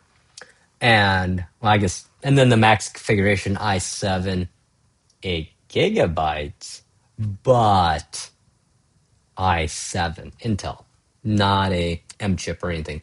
So I mean, and I mean, SSD was PCIe 3, maybe if lucky. So nonetheless, but the moment I literally connected my M1 Max, again, at the time was 5 years old already, like it was an old laptop. Holy fuck. Like, mind blowing. Seriously. Like, I don't know how to explain it. Like, I kind of wish I had a video of myself, like, literally using my MacBook M1 Max the first time, because up to the point of me getting one, I just thought it's all a bunch of Apple fanboys just over exaggerating the benefits and gains from it. But holy shit, though. The reality of Apple Silicon was ridiculous. Like, this will go down 50 years from now as one of the most pivotal points in Apple and the tech industry, honestly, is the creation of the Apple Silicon chip. Like, I don't think I've ever seen a company in my lifetime ever. I mean, it's 40, 50 years that has ever been able to transform itself like Apple has done. Like, and it's transformed itself when it seemed like it was at its end almost, like in certain sects. Like, again, I thought before the M1 chip was released, I thought Apple was going to be exiting the laptop market. And I'm not alone. Like, there's plenty of us out there that were like, holy shit, we haven't seen a new revision to MacBook in like 2 years. Like, crazy. Oh, by the way, oh man, my like stupid thing is like, oh, hang on, let me do this. Can I do this? Hey, I got rid of that stupid window, yo. It's like literally hung forever. Sorry. Oh, yeah. I'm gonna leave this up here. So if you guys need to find a place so if you're looking, hang on. Here we go. Here we go. I'm not saying that this might have stuff you need, but I'm just saying I might visit this site every once in a while for a few things here that work really well with this thing that's called Eden. Wink, wink. I'm winking right now. Yeah, this is a good site. So, okay, there's that. Oh, is there anything in here fun? Should we look at my homebridge server? Oh, hang on. Let me go offline to. Oh, never mind. Shit. It's all. I forgot to capture the whole window. Well, on that note, I think we're gonna call it a night here. Oh, shit, yo. It's been fun.